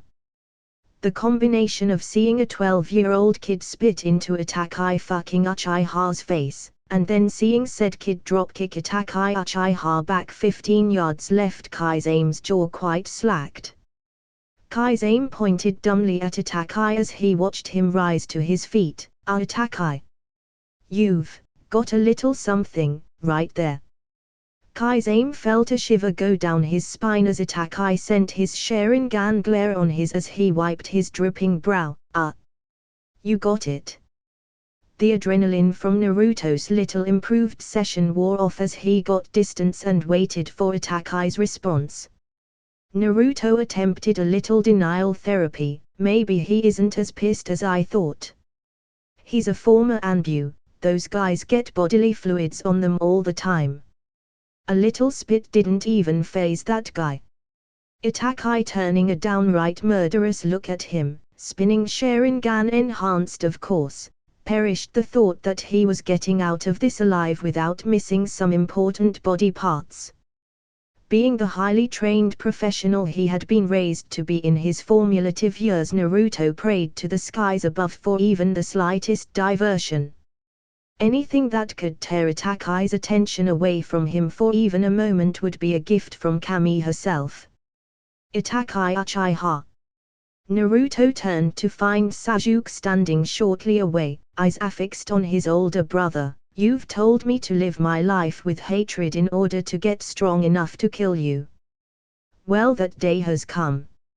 If he wasn't such a highly trained warrior and if he wasn't in the middle of a serious, high-tension situation, Naruto could have broken down and cried in sweet relief. Those two reasons, combined, were the only reasons he didn't. Naruto knew there was no I in team. But sorry Sasuke, someone had to take one for the team today. And on this day, Naruto was more than willing to spell team with an I. Naruto slumped against a tree and sat down as he saw Jiraiya talking to Matogai, with Sasuke over his shoulder. Itakai had really done a number on that kid and Naruto knew it was mostly his fault, but defended himself with the fact that Sasuke either didn't notice or didn't care that Itakai was in such a pissy mood. And what kind of genin tries to stay and fight Itakai Uchiha by choice? Itakai looked pissed off when he beat Sasuke too. Naruto called his bad on that. Naruto had gotten his ass saved by Sasuke's assistance and he knew it. It had given Jiraiya enough time to find him and drive the nuke nin duo off before they could refocus on him.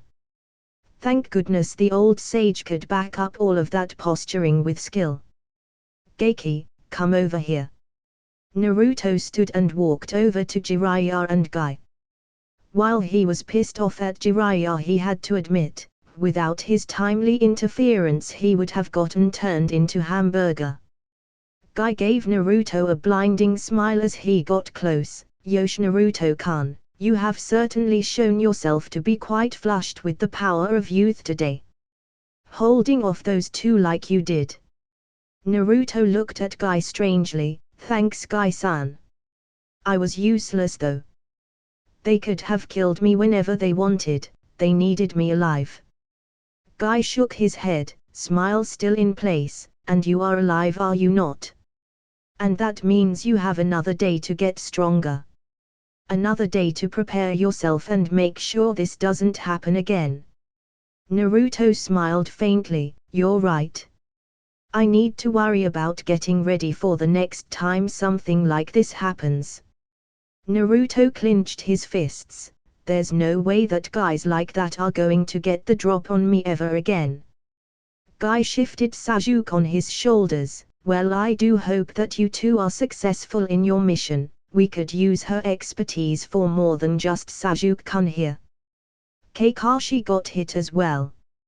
Naruto looked at Guy. Kakashi made eye contact. Guy nodded and began reaching for something on his person. Jiraiya grabbed Naruto by his shoulder. We should go, kid. We'll lose the trail if we stay after all of this. Naruto grunted as Jiraiya pulled him away. Later Guy-san. Tell Rock Lee, and Tentenai said hi. Guy gave him a thumbs up and a smile in return before turning to blaze a trail back to Konoha. Naruto noticed Jiraiya was hurrying him away. Why are you pulling me so fast, Ero Sennin? Jiraiya looked down and back out at the road ahead. He was going to give you one of those god-awful jumpsuits, kid. There was no way I was letting you go back to such horrendous clothing after you just started looking decent. Naruto scoffed and slapped Jiraiya's hand off of his shoulder. Don't touch me. You aren't off of the hook yet. You and the old man screwed me over. I'm a joke in Konoha these days because of what you guys did.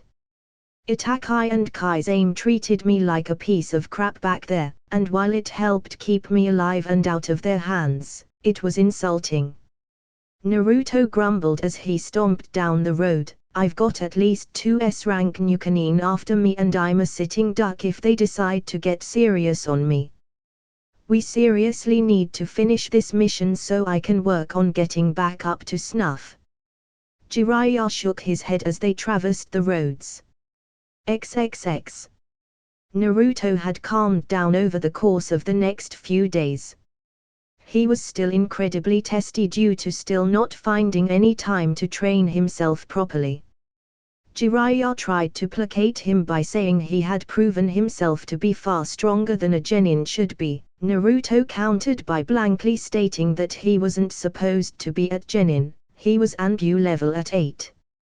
Jiraiya didn't like Naruto fretting over his skill level like this, but then he remembered what he met Naruto doing, infiltrating an unknown country. When he saw Naruto again at the hot springs years later, he was rather underwhelmed.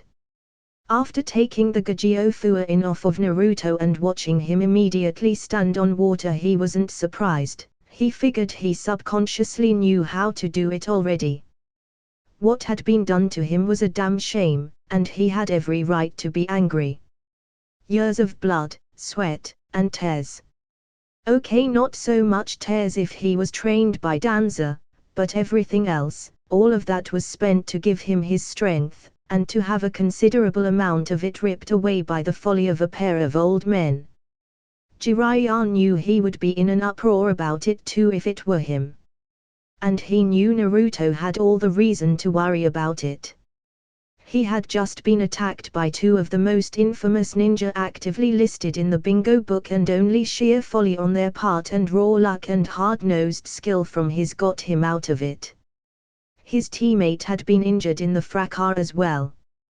Jiraiya looked at the boy who was practicing running through hand signs quickly. Hey kid, don't worry about your teammate, he'll be fine. Naruto stopped working on his hand signs and looked at Jiraiya. Oh, that. Meh, it'll be good for him. A little beating every once in a while builds character. Naruto shrugged when Jiraiya stared in shock at his nonchalant attitude. What? It's how I was trained.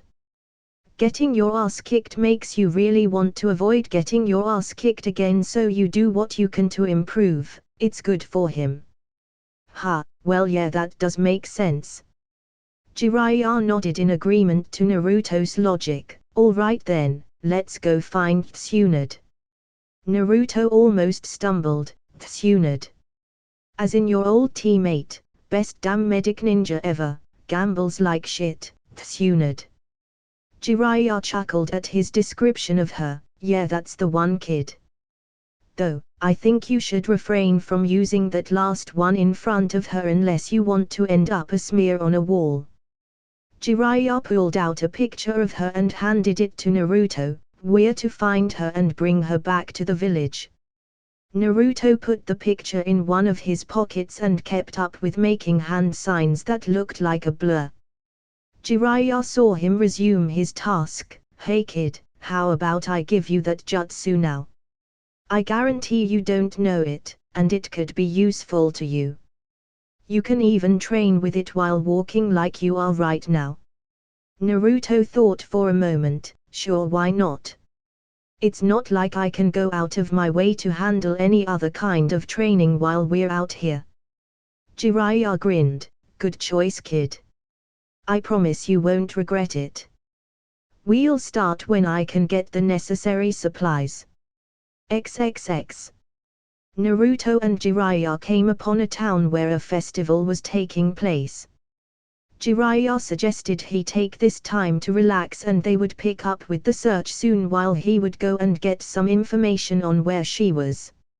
Naruto agreed and ditched Jiraiya before the latter could try and mooch off of his money. Naruto spent a few hours going through the town, cheating partaking in some games and winning some prizes, getting a bite to eat. He had to admit, he may have lost a step or two in battle, but he was having more fun now than he would have been having in any if he was still one of them. That was one thing he had inherited from his old self and learned to love since he broke the seal, the value of a good time. He eventually got worried about the white-haired pervert he had been taking company with and set out to find him. It didn't take long for him to hear his rather distinctive laugh booming from a nearby tavern. Naruto entered to find Jiraiya with alcoholic beverage in hand and pleasurable company on both sides, one of which was hanging off of him. Hey Naruto! Come over here and take a load off. Naruto shrugged and walked over, sitting down to the woman on Jiraiya's left, a brunette with hair going down her back. So Jiraiya-sama, who's the little cutie here with you? Naruto raised his eyebrow. Cutie? Yeah, right.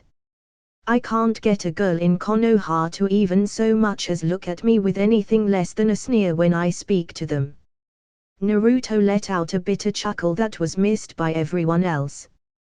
Jiraiya grinned. This is my student Naruto Uzumaki. Naruto, say hello to Takako and Tsukina. Naruto waved and let out a small hello.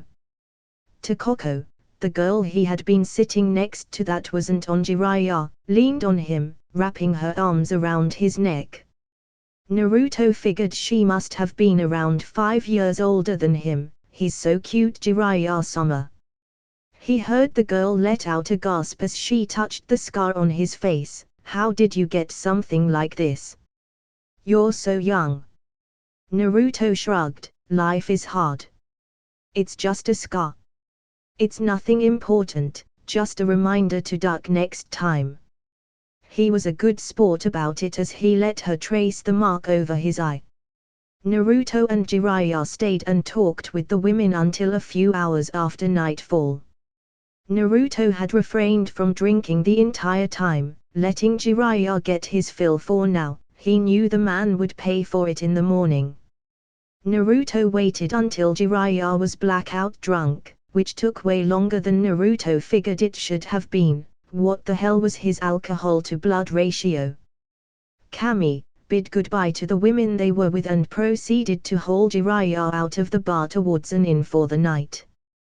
As he got a certain distance down the road, Jiraiya seemingly got a second wind and rose from Naruto's shoulders. Wow, you are strong, Geiki.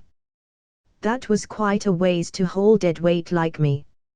Naruto looked up at Jiraiya, who had seemingly shrugged off the effects of an entire day's worth of binge drinking. You should be laying face up choking on puke right now. How in the hell are you even standing straight? Jiraiya smirked at the boy as he continued looking for a place to stay. I'm no lightweight, kid. Naruto deadpanned a look at him, saying that he didn't drink a lightweight's share, while Tsunade would have dropped hours ago. I'm just that good. I'm surprised you didn't drag me out or call me an old perv or something. Naruto sighed. I'm not adverse to enjoying myself. And those women were hot. Besides, you said we were relaxing today. Even a brainless ceiling asshole like you needs to rest, and that's obviously how you take the edge off, so why should I have interrupted you? Jiraiya chuckled. You sure are different these days, Geiki. I think Takako liked you. That damn scar is going to get you all sorts of pity sex when you get older. Naruto snorted. It's just because she doesn't know who I am. If we were in Konoha, I'd have been shoved to the back burner there, and you know it. Jiraiya hummed in response, maybe you should get your head off of that pink-haired girl then. There are plenty of other women that won't try to give you brain damage. He expected him to start ranting about how he'd never betray Sakura-chan, or how she was just complicated or something. What Naruto said made him almost fall in the street. Ha, so true. Well, you were the one who did it. Jiraiya looked over at the calm expression on his face. What? Naruto looked at him with a cocked brow, hiding his slight glare. The first thing I thought of her when I had time to think about my team again was what the hell was my other self smoking to think she was any good for me. My dumbass, childish self was the one that was attracted to her, therefore it's your fault. However, I don't interact with any other girls, my age or otherwise, not before you sealed me, and sure as hell not after. They all got used to the me that was terrible at everything. Naruto looked up at the moon. All the Kunoichi my age all think I suck, or they can't stand me. All of the civilians fawn all over Uchiha, or are too weak to be able to put up with my life, and the ones that don't, all hate me anyway. I think Danza might have been onto something when he told me to get rid of my emotions, because knowing you'll never get laid out of love kind of sucks, Ero Senin. Naruto scratched his chin in thought. Jiraiya flinched as he noted how calmly he had just said that he would never find anyone to be with. No one should just accept that kind of thing as a fact of their life. Naruto left Jiraiya with one more thought for the night. That Tokiko girl was pretty cute though. XXX. As they had woken up the next day and headed out on the road, Jiraiya tossed Naruto a water balloon. Naruto looked up at him blankly. What the hell is this? It's not that hot, Ero Senin. You're a grown man. Jiraiya held out another in his own hand. The jutsu you're learning has 3 steps. The first one is to pop that balloon with just the rotation of your chakra. Naruto yawned. Aha. Well, does this mystery jutsu have a name, or will I have the pleasure of doing that? Jiraiya held out his other hand as a rapidly spinning blue ball of chakra formed in it. Naruto noticed the speed and the size of the jutsu compared to the massive amount of chakra rolling inside of it. Jiraiya smirked as he saw Naruto's eyes affixed to the ball. It's called Rasengan. It was one of the Yondaime Hokage's prized jutsu. Naruto nodded. Whoa. Jiraiya let the jutsu fade. Indeed. Now let's dot. He was cut off as the sound of water splashing rang out. He turned to see Naruto shaking his hand and picking pieces of rubber off of it. Jiraiya held out his balloon. Do that again. Naruto grabbed the balloon from his and popped it like clockwork. Jiraiya had to rub his eyes. What? How? Naruto shook more water off of his hands as he kept walking forward. I saw that the jutsu had chakra flowing in all directions. I just did that to the balloon and, pop. Jiraiya shook his head. A genin shouldn't have gotten something like that so quickly. A tick mark on Naruto's head appeared. Yeah, well, I'm not supposed to be a genin either. I'm supposed to be a Anbu, remember? Noticing a detail like that is amateur hour stuff. Naruto looked at him expectantly. What's the next step? Jiraiya dumbly held out a rubber ball. Pop this with your chakra. It should be the most difficult step. It has to do with just power. Blam.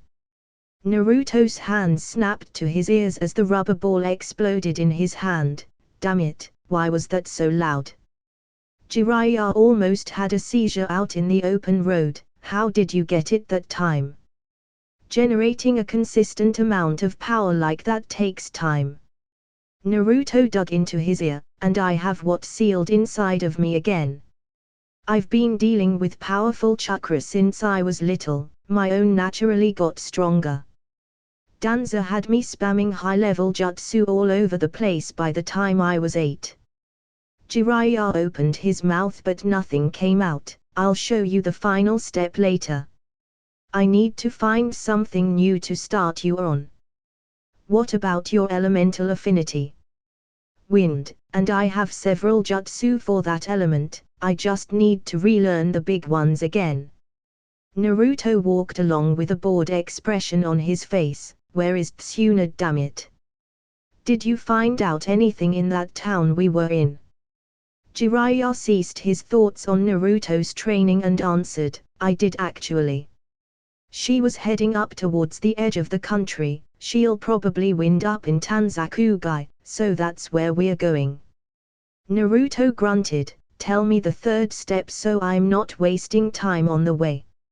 If I can't get my conditioning in then I'll have to work with this jutsu until we get somewhere where I can actually work on it. Jiraiya sighed and blew up a balloon. The next step is to mix the first 2 steps in this balloon. Naruto looked at the balloon in Jiraiya's hand. So what am I doing? Jiraiya lifted his other hand and formed a Rasengan for Naruto to see. Naruto opened his mouth, forming a no in recognition. So I'm doing that, just inside the balloon instead, right? So I can get the spatial composition down. Jiraiya nodded, it took me 2 months just to get this far. It hasn't even been an hour yet for him. Kid, what were you like before you were sealed? Thinking about something like that terrifies me. Naruto attempted Jiraiya's instructions. Jiraiya actually breathed a sigh of relief when Naruto's balloon popped. If the kid got Rasengan in one day then he would have had a fit. Naruto received the pack of balloons from Jiraiya and took out another to blow up. Well, it looks like this will keep me busy for a while. XXX. What happened here? Jiraiya and Naruto looked at what used to be the famous castle of Tanzakugai. It was nothing but rubble at this point. Jiraiya and Naruto walked over to the scene and looked around. While Naruto kicked at the rubble under his feet, Jiraiya noticed holes in the wall nearby, a sign of his wayward teammate. Jiraiya jerked Naruto by his arm to lead him away. Come on kid, we're close, very close. After searching the town all day they stopped at a tavern for a little meal before retiring for the night. Jiraiya stopped as he walked inside. Tsunade. A blonde woman with a jewel-looking mark on her forehead looked up in shock. Jiraiya. What are you doing here? Jiraiya and Naruto walked over to her table where there was a black-haired woman holding a small pig. Well, we just stopped here for a bite to eat. Imagine meeting you here of all places. Naruto took a seat alongside Jiraiya and looked out at the 2 women. Tsunade. So this is the last of the Sannin. Looks like I've met the full set. Lucky me. Tsunade's eyes drifted over to him. So who's the brat, Jiraiya? Naruto's eye twitched. Yep. Lucky, lucky, lucky. Jiraiya looked at Naruto, who was wearing an unreadable expression, minus the twitching. This is Naruto Uzumaki, my new apprentice. Naruto's eyebrows shot up. Apprentice? Since when? Jiraiya smirked at the boy. Since you signed the Toad contract before the invasion, kid. Congratulations. Naruto grumbled and placed his face on his hands. Great. The guy that locked away my strength and skill wants to make amends and teach me how to fight again. Jiraiya looked confused. Kid, don't you want me to do that? Naruto slammed his palms on the table. I'll tell you what I want. I want to go home so I can get my shit together and get strong again. I want to yell at you and beat you to a pulp. I want something or someone to cling to, because I think I'm starting to lose it with all of the shit running through my mind. Naruto was standing now, but I can't have those things, not for a bunch of reasons. I can work on one of those things now though. Naruto pointed at Tsunade. We're going back to Konoha. Time to go home. Tsunade was stunned silent by the sheer fact that some kid just ordered her to do something of that magnitude, and he didn't even blink. Jiraiya palmed his forehead. Smooth kid. Really subtle stuff there. Naruto glared at Jiraiya. You can shut up too. I'm still pissed at you, damn it. Jiraiya groaned. When won't you be pissed at me? Naruto smirked. When I can do everything I used to be able to do and then some. Naruto looked back at Tsunade. So let's go. Come on. Tsunade flipped the table over angrily. Who the hell do you think you are, runt? Where do you think you can get off telling me to go back to that place? Naruto didn't bat an eye. I think I'm the unfortunate bastard tasked with dragging your sorry alcoholic ass home, and I don't fail missions. Naruto kicked his chair backwards. You can come with us, or I can beat your ass and drag you back myself. Tsunade pointed to the door and stomped outside. Naruto followed briskly. Jiraiya groaned as he stood to leave as well. Come on, shit, soon. Someone needs to sweep that kid's remains off the street after Tsunade is done with him.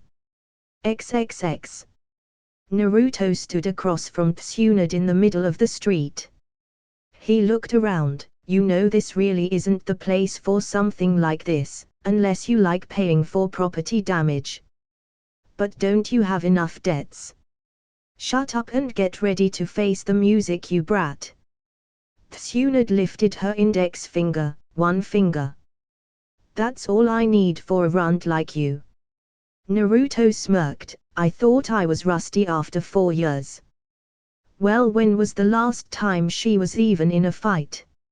Sometimes life cracks a window for you. Well, she just opened the goddamn front door for me.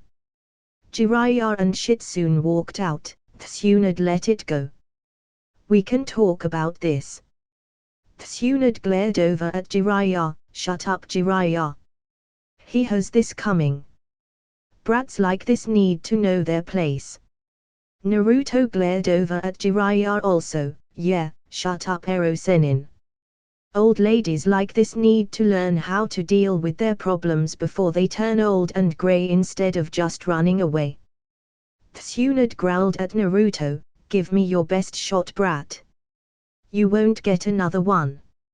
Naruto's eyes went cold as his face went blank. If I do this right, then one shot is all I'll really need. His eyes narrowed. You'd better hope I miss. A slight shiver went down Jiraiya's spine as he saw the look in Naruto's eyes. Tsunade. You might want to use more than dot. Tsunade snapped at him again. I said shut up, Jiraiya. Naruto kept his stone-cold eyes leveled on her. Looks like the crabby old lady needs an attitude adjustment. Yelling at her old friends like that. Tsunade had enough of Naruto's mouth and charged at him. Naruto's body tensed as he counted the steps until she was in range. Shouldn't a Sannin be faster than this? I guess she really is rusty. Tsunade attempted a backhand swipe but Naruto swatted it away, leaving her guard wide open. Tsunade was shocked as Naruto moved far faster than she expected a kid his age to be able to, ending up with him sinking a fist into her ribs. Jiraiya had to let a small smile come on his face as he saw Shitsune's jaw drop. Shitsune's grip on the pet pig, Tun almost squashed the poor thing as he saw a child get the first shot on Tsunade in a fight. Jiraiya-sama, how can that genin land a blow like that on Tsunade-sama? He hit first. Jiraiya shook his head. Just because he's a genin doesn't mean he has to fight like a genin, does it? Tsunade ran green glowing hands over her torso and glared at Naruto, who had simply reset himself in his stance, so you can move with some quickness. You're still a brat. I still only need one finger. She won't even acknowledge when someone is a threat. This is going to work out better than the fight with Itachi. Naruto formed a cross seal and formed several Kichibunshin. You got disoriented by just one of me, how are you going to handle 8? Scatter. Naruto's clones blurred around the street, looking more like an angry hive of bees rather than a group of boys. Tsunde's eyes kept themselves on all possible threats. She ended up blocking a few preemptive strikes with just one finger, per her boast, and kept looking for a prime target to hit. The sounds of something swirling made Tsunade turn her head to see Naruto forming a blue ball that Tsunade could label from a mile away. Realizing just how damaging that move could be, she chopped at the ground with her finger, disrupting his footing and forcing him to break the attack and fall down. Tsunade looked over at Jiraiya. Jiraiya, what were you thinking? Teaching a kid like this that kind of jutsu? Jiraiya wasn't even looking at her. He was looking in another direction with a grin on his face. Hey Naruto. Don't embarrass her badly, kid, she's supposed to be our next Hokage. Naruto strode out of the darkness of a nearby alley holding something in his hands. He had a dumbstruck look on his face. Really? Huh? Are you sure?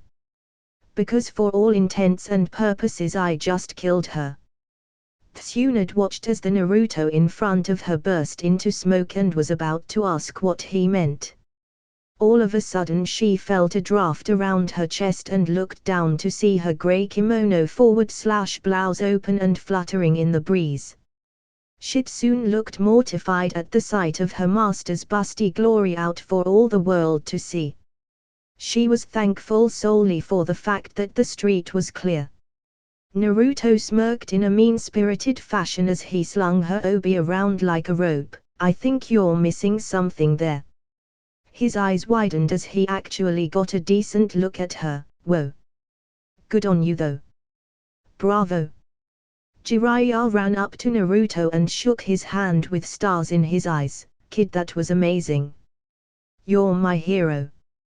Jiraiya dropped to the ground and bowed down. I'm not worthy to train you, kid. You should be training me.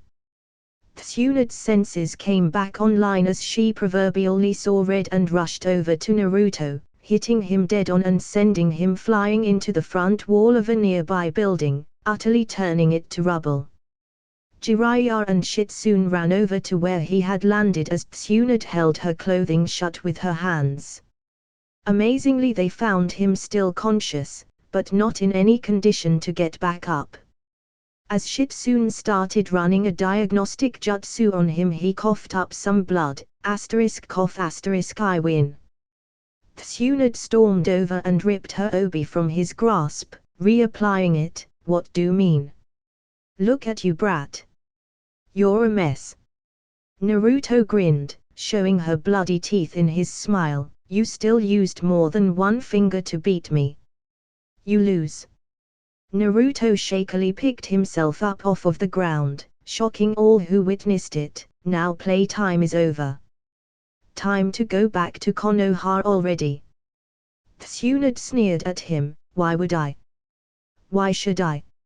I already said I'm not going. That place has taken too much from me. It isn't getting my life too. She turned to leave. Shitsune. Come on. The brat is fine, we're leaving. Jiraiya stood in front of her path to leave. Tsunade. Like I said, the elders have chosen you as our next Hokage. Now that we've caught you, we're not just going to let you vanish again. We'll stay on you until you decide to come along. Tsunade scoffed and turned away, looking out at the road. She saw the marking from the attempted Rasengan and looked back with a devious smirk. All right, since you won't just leave, how about we have a little wager?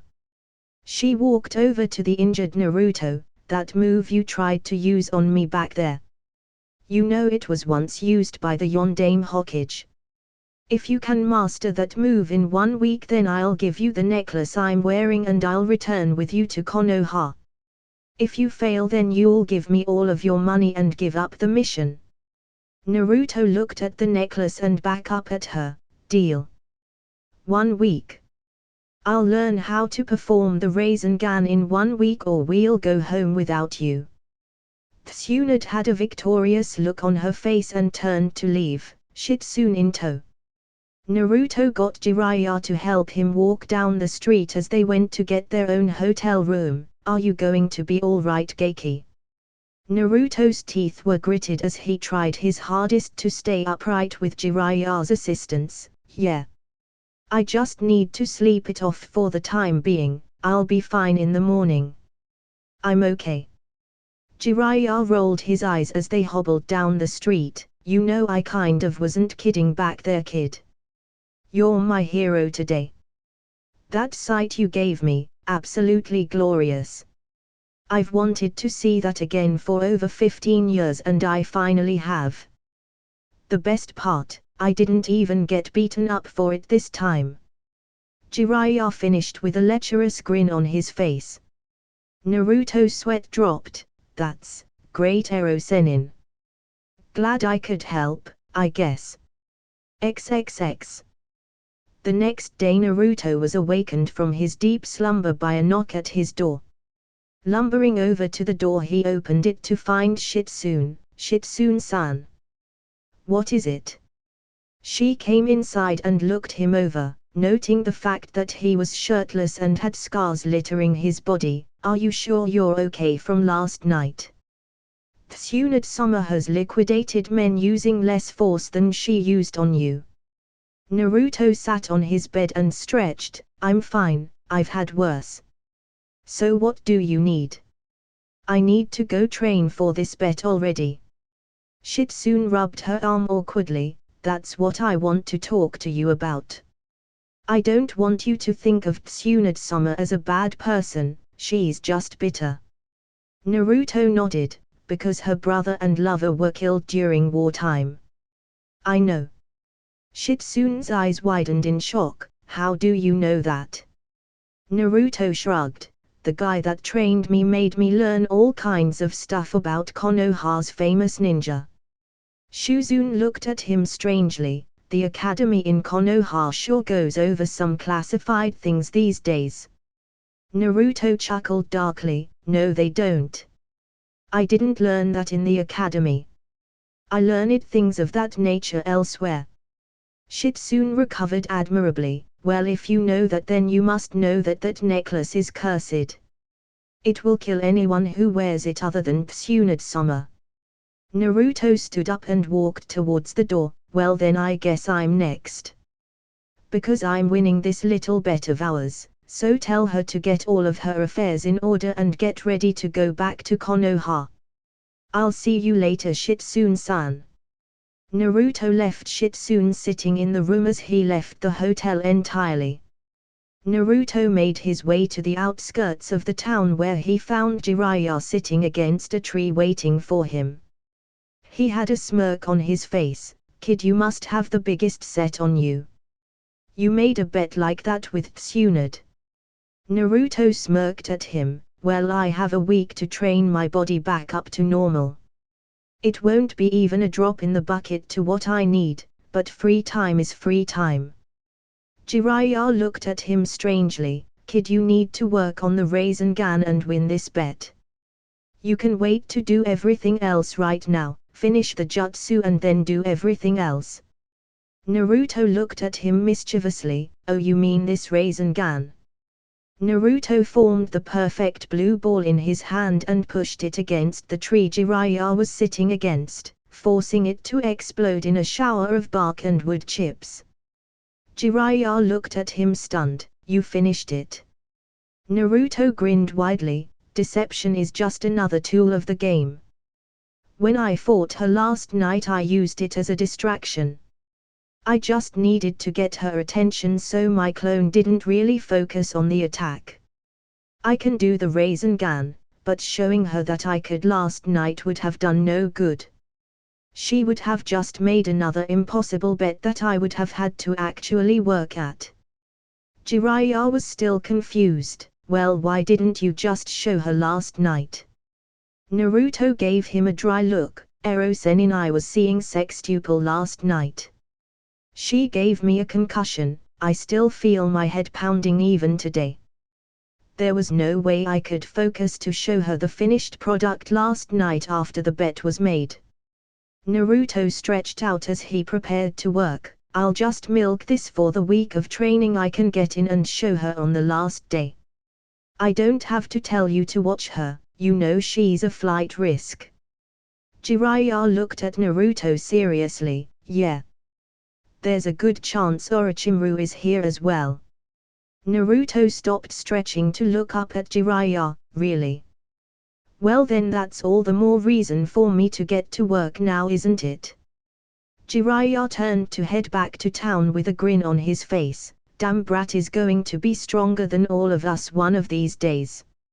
XXX. Over the course of the next week, Naruto threw himself into training as hard as he could.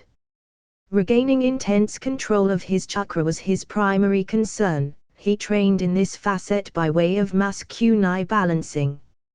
He attempted to reacquaint himself with the movements of swordplay once more, but until he could get in some decent sparring there was only so much he could remember. He still needed weights to get his speed up, and he figured his strength was all right for now. Not being able to activate his true levels for years did a number on his muscles. Contrary to popular belief, gravity seals aren't really a form of training. The seal weighs you down by connecting to your chakra and manipulating how much you would be able to pump to your muscles, decreasing the greatest amounts that you attempt to generate. Depending on the nature of the seal, it could seal away any percentage of your maximum. The difficulty and obscurity of the seal gave rise to the rumors of it being used as a training method. Jiraiya had been using the seal in combat for decades since he had discovered its uses. When Jiraiya came across a powerful or dangerous ninja that he didn't necessarily want to kill, he would sometimes place the seal on them to make sure they couldn't challenge him again. Most of them, however, never realized this and went the rest of their careers lagging in their physical skills unknowingly until they were later killed in battle. Naruto had to sigh in relief when he realized that Jiraiya had placed something like that on him. Who knows what may have happened if he had kept it on. With dangerous ninja after me and me lacking the ability to get faster or stronger, I would have been a dead man.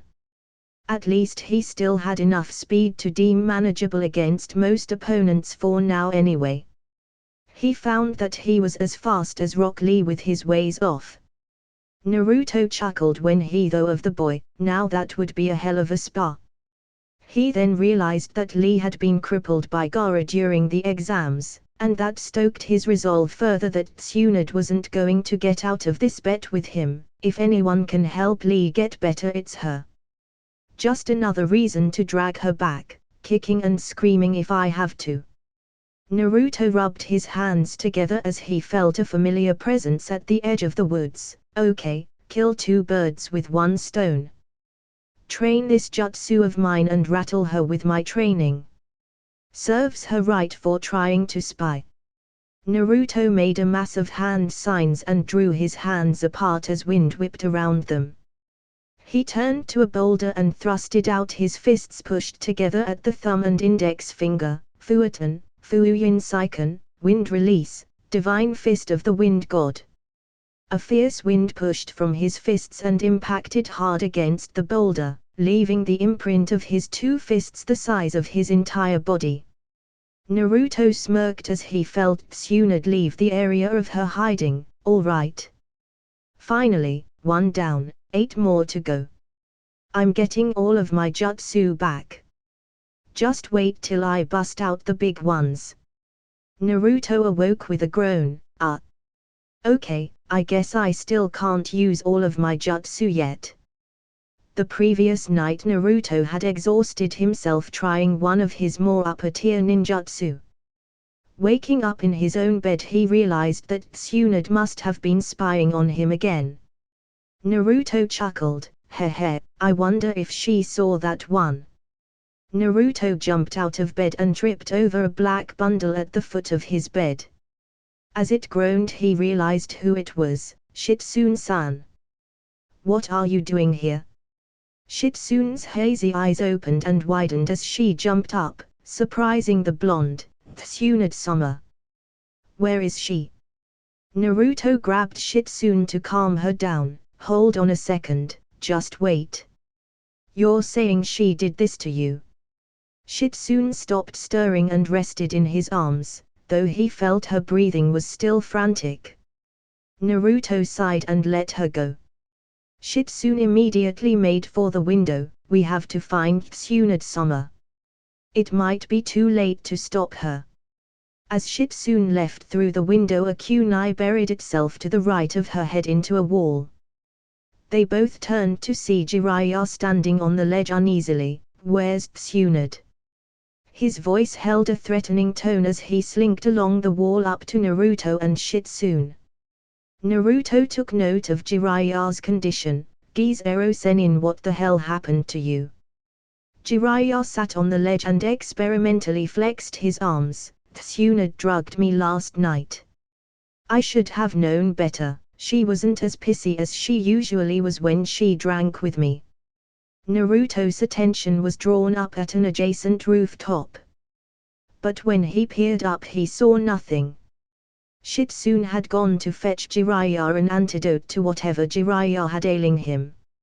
She ran back and handed Jiraiya a glass of water and some crushed up pills. Sorry Jiraiya-sama, there isn't an antidote to the poison, this should even you out though. Jiraiya took the pills and swallowed them with the water. Thank you Shitsune. When Naruto's attention returned to the roof he could no longer sense anyone's presence. Naruto looked at Shitsune. It's Orochimaru, isn't it?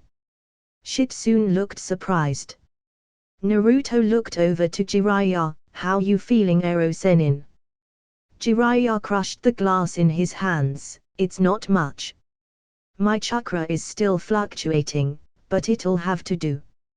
Shitsune looked down sadly. Orochimaru came to us last week with an offer. Restore his arms and he'll return Tsunade-sama's most precious people to her from the dead.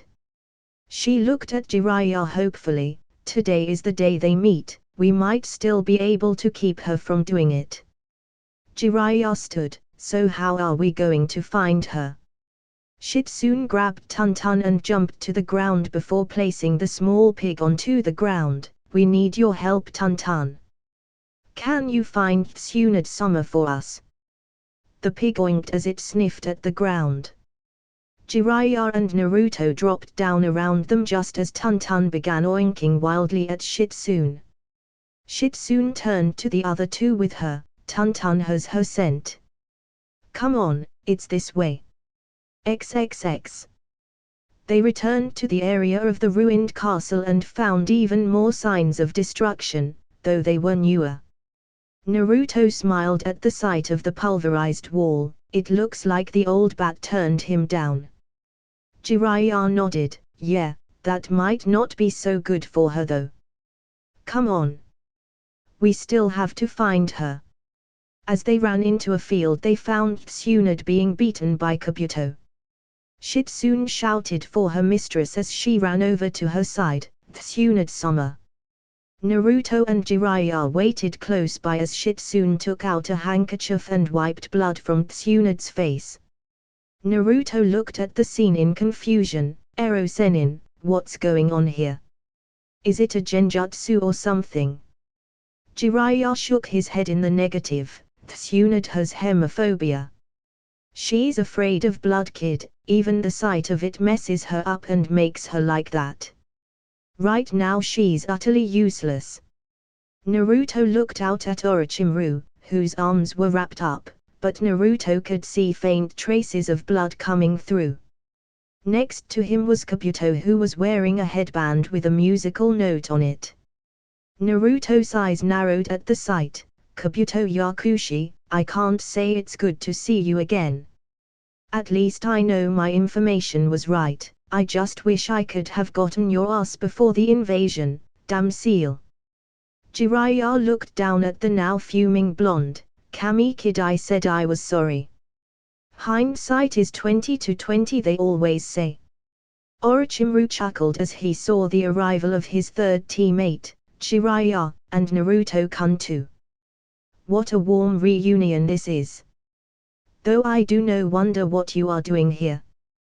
Jiraiya held his arm out in front of Naruto, keeping him from beginning to engage the enemy, protect Tsunade. Orochimaru is too much for you, and that Kabuto kid is out of your league also, it would take an Anbu. Jiraiya trailed off as he looked down at Naruto, who was giving him a deadpan look, trying to be funny old man. Jiraiya sighed and waved, fine. Shitsune can watch over Tsunade, I guess. Go ahead and fight Specs over there, I'll handle Orochimaru. Orochimaru heard this and chuckled, you'll handle me, Jiraiya. You were always the weakest of the Sannin, even handicapped you can't beat me. And sending your little blonde against Kabuto here, you must not like him too much. Jiraiya looked back at Shitsune, can you keep an eye on Tsunade? Me and the Geiki will handle the snake and his flunky.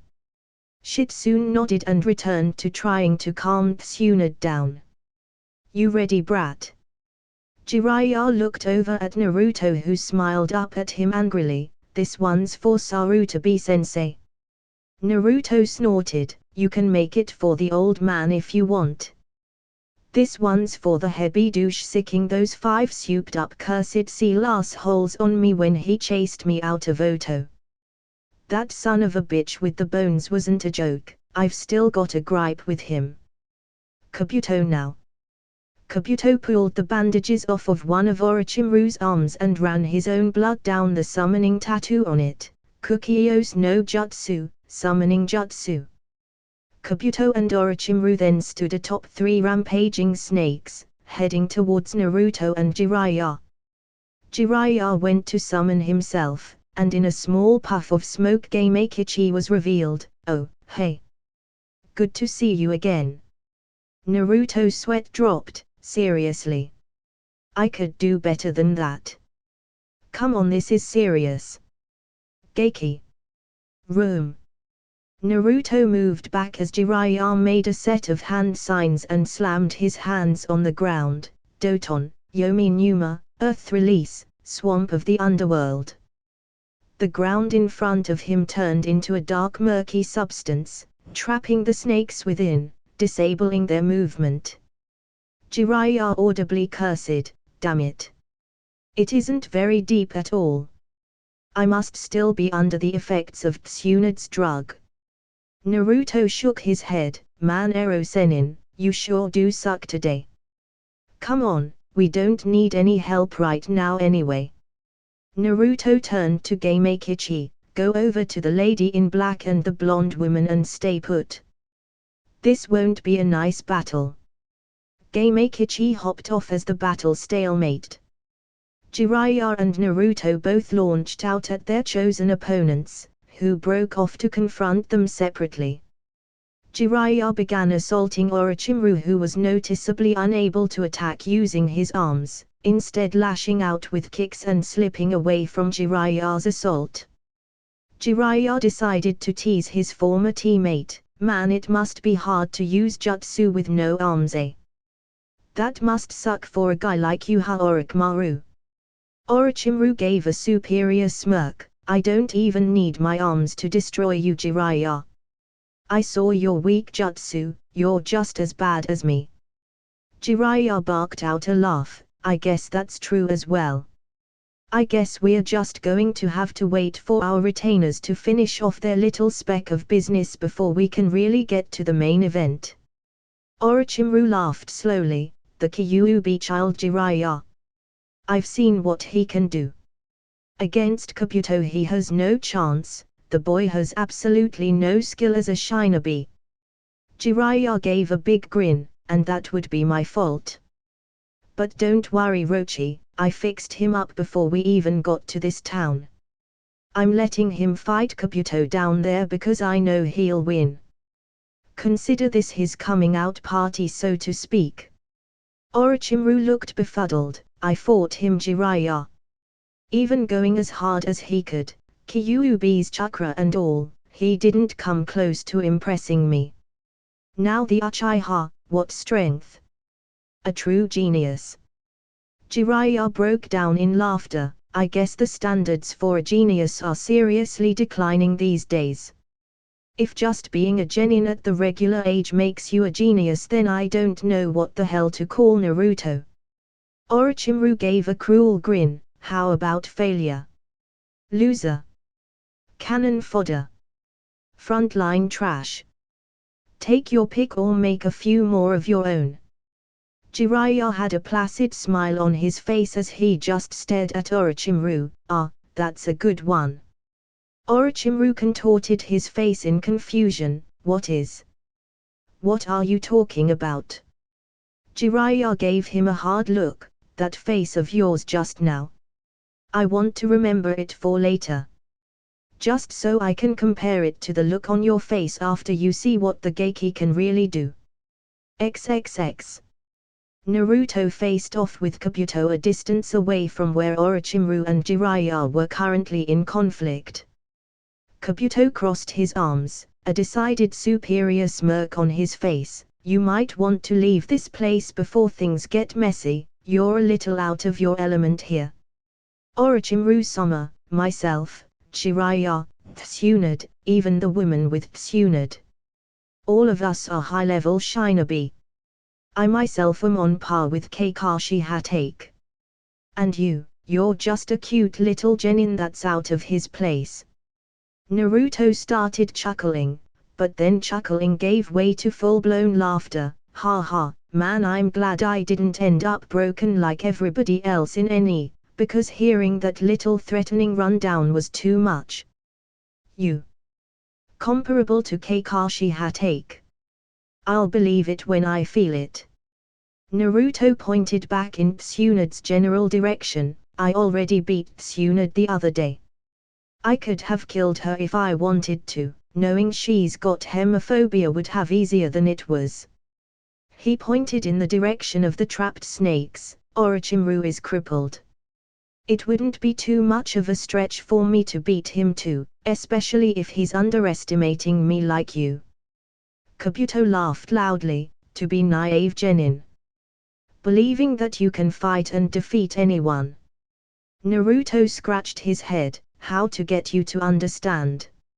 Okay, you obviously remember 4 years ago when one of Otogakyo's bases got sacked and Orochimaru sent out his elite bodyguards to handle the intrusion. Kabuto nodded. Those fools were punished for allowing the intruder to escape. A spy like that could have been detrimental to our efforts. They haven't failed since. Kabuto's eyes snapped open wide. Wait. Are you really saying? There's no way, you would have had to have been 8 years old. Naruto grinned widely. Ding ding ding ding ding. Got it in one Kabuto. It was me. I'd have gotten away clean too if it wasn't for Erosenin's love for dramatic bullshit. Who blows up the information depot during a reconnaissance mission? Honestly, how is that stealth? Kabuto pointed at him accusingly. No way. From what I've seen and from the information on you, you're nothing. A low-level genin. Naruto chuckled. Well, that's what the Konoha records had on one Kabuto Yakushi also, if you'll recall. We all know how that turned out, right, Mr. Spy? If you were capable of it, then why wouldn't I be? I didn't even have to join any ranks and keep suspicion off like you did. All I had to do was not get caught. Naruto tapped his finger on his head. I had the plans for your invasion all up here way back then. Every move you had planned out over the long term was all up here. All of your bases, the info that was listed on your cursed seal, the true nature of Orochimaru's immortality jutsu, it's all here. The only reason your invasion had even half of a chance of even getting off of the ground was because of some unfortunate business that ended with me getting my memory and abilities sealed off before I could tell the necessary people. Kabuto tilted his glasses and scoffed. Well then, Naruto-kun, Please show me these skills of yours that allowed you to breach our defenses. I'm in need of a new form of entertainment after all. Naruto nodded sagely. I see. I guess it would get boring being Orochimaru's ass muppet after a while. Playing hide the trouser snake would get dull even for a flaming fruit like you, I assume. Kabuto gritted his teeth in anger. Do not slander Orochimaru-sama like that. What could you possibly know about his power? Naruto grinned. Hey, being a pedophilic creep doesn't mean he's weak, and from the way you're defending him it sounds like a fucking lie to me, boy. And don't think I didn't notice how you refrained from defending yourself either. Kabuto rushed in at Naruto, who set himself in a defensive stance. Kabuto's hands glowed blue as he neared closer. Naruto dodged his first attacks and kicked him back to get some distance between them. Chakra scalpels, I see. You're medic ninja. Letting you in close wouldn't be too favorable as long as you're using that.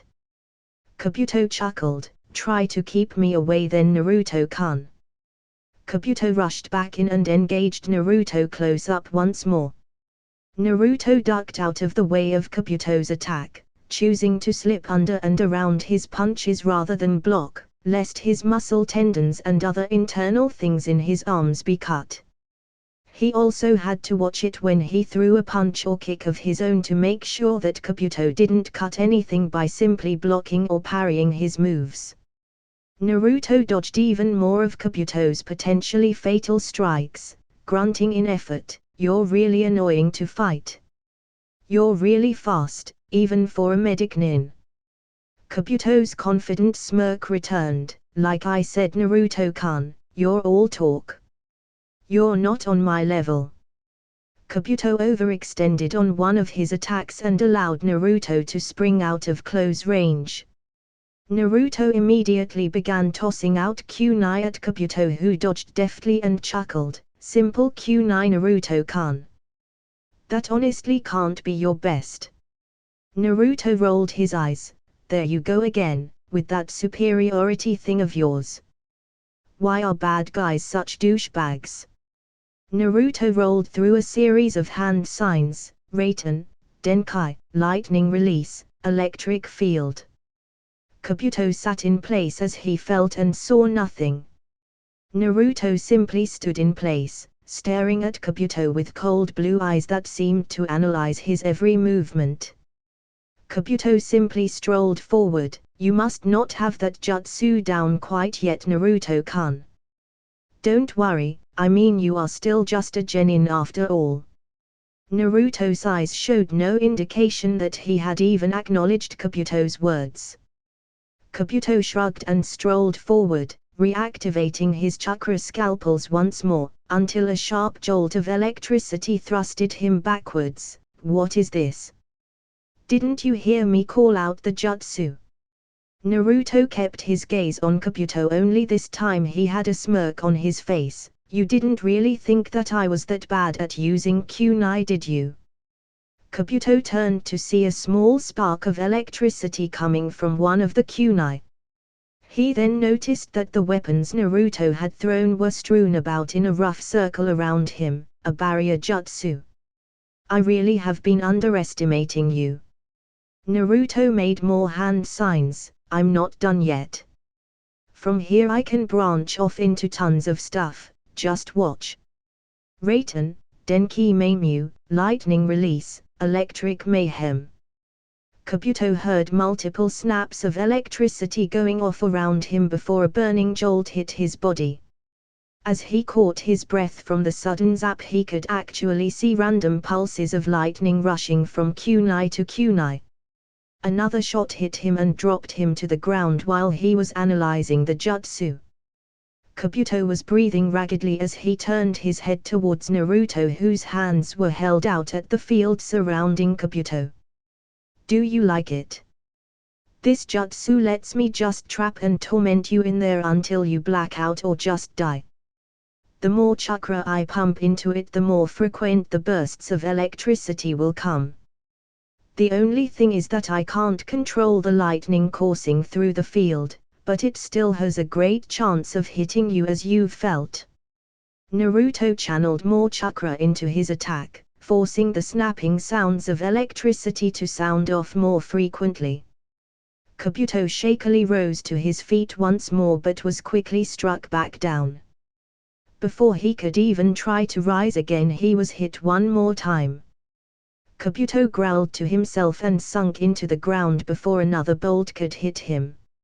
Naruto simply stood in a position to move quickly and jumped aside as Kabuto's hands emerged from the ground to grab at his legs. Naruto landed and formed 3 Kijibunshin who swarmed around Kabuto, launching attacks up close. Kabuto had somehow recovered enough from being electrocuted to fend off and dispel the Bunshin without too much trouble. Kabuto looked at Naruto, who was once more giving him a cold stare. That was a pretty effective jutsu, Naruto-kun. If I couldn't dig my way out, I don't know how I would have escaped it. Kabuto's hands glowed green as he ran them over his torso to heal himself. You're quite a troublesome opponent. Naruto tapped his foot impatiently while Kabuto healed. Well, while you're doing that. Naruto made more hand signs and thrusted his fists out at Kabuto. Fuatan, Fuyin Saiken, Wind Release, Divine Fist of the Wind God. A visible ripple of air flew at Kabuto and hit him like a high-speed cart, sending him flying back, rolling head over heels bonelessly until he came to a stop. Naruto smirked as he saw Kabuto cease his backwards movement. You still alive over there? Kabuto stood up once more with blood trailing down his chin. That was a solid hit there, Naruto-kun. I was right, you are a troublesome opponent. Naruto scoffed at Kabuto's pseudo-praise. Oh really? I thought I was just a genin that was out of his element. If all it took to get your praise was an ass-kicking, then when I go back to Konoha I guess I'll have to start dealing them out en masse. XXX. Shitsune had cleaned the blood from Tsunade's face quickly but found that she was still lacking response. She had taken to watching Naruto fight Kabuto, seeing as how Jiraiya and Orochimaru were too far away to find, and that she didn't know whether or not Naruto would require her backup. Much to her surprise and delight, however, Naruto was capable of handling Kabuto handily. Were it not for the fact that Kabuto was a medic ninja, she was sure that the accumulated damage of Naruto's attacks would have beaten him. Tsunade's eyes had been affixed straight ahead ever since Kabuto had splattered her with blood, so she actually had been watching Naruto fight Kabuto the entire time. Watching him fight off the silver-haired medic, she realized that she had been extremely wrong in her first impressions of him. He shot his mouth off when they first met, not because he was too confident in his own abilities, but because he found her pathetic. He truly did. Someone with such a famous name, such a famous lineage, and such talent and legend known around the elemental nations was so bitter and disenfranchised. So much so that she let her skills fade enough for someone like himself to get the better of her. That shouldn't have happened, no matter how dangerous he was. When she had seen him train for the entire week, she had been amazed. His attempt to use a range of high-level techniques was something she had never seen from a boy so young. After he was done with one, he would move right on to the next one. If he couldn't get one to work, he would attempt it until he could force it or until he dropped out of exhaustion. The spark she could see in his blue eyes while he trained was the antithesis of what could be found in them in battle. In training he would laugh, chuckle, crack jokes at himself and show his spirit and emotion. In battle he kept things bottled, only choosing to take snide verbal shots at his opponents to get the upper hand.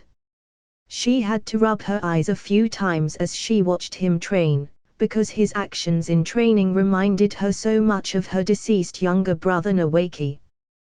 Gaimekichi hopped on her shoulder and looked out at the fight excitedly. Man, my bro is kicking ass out there.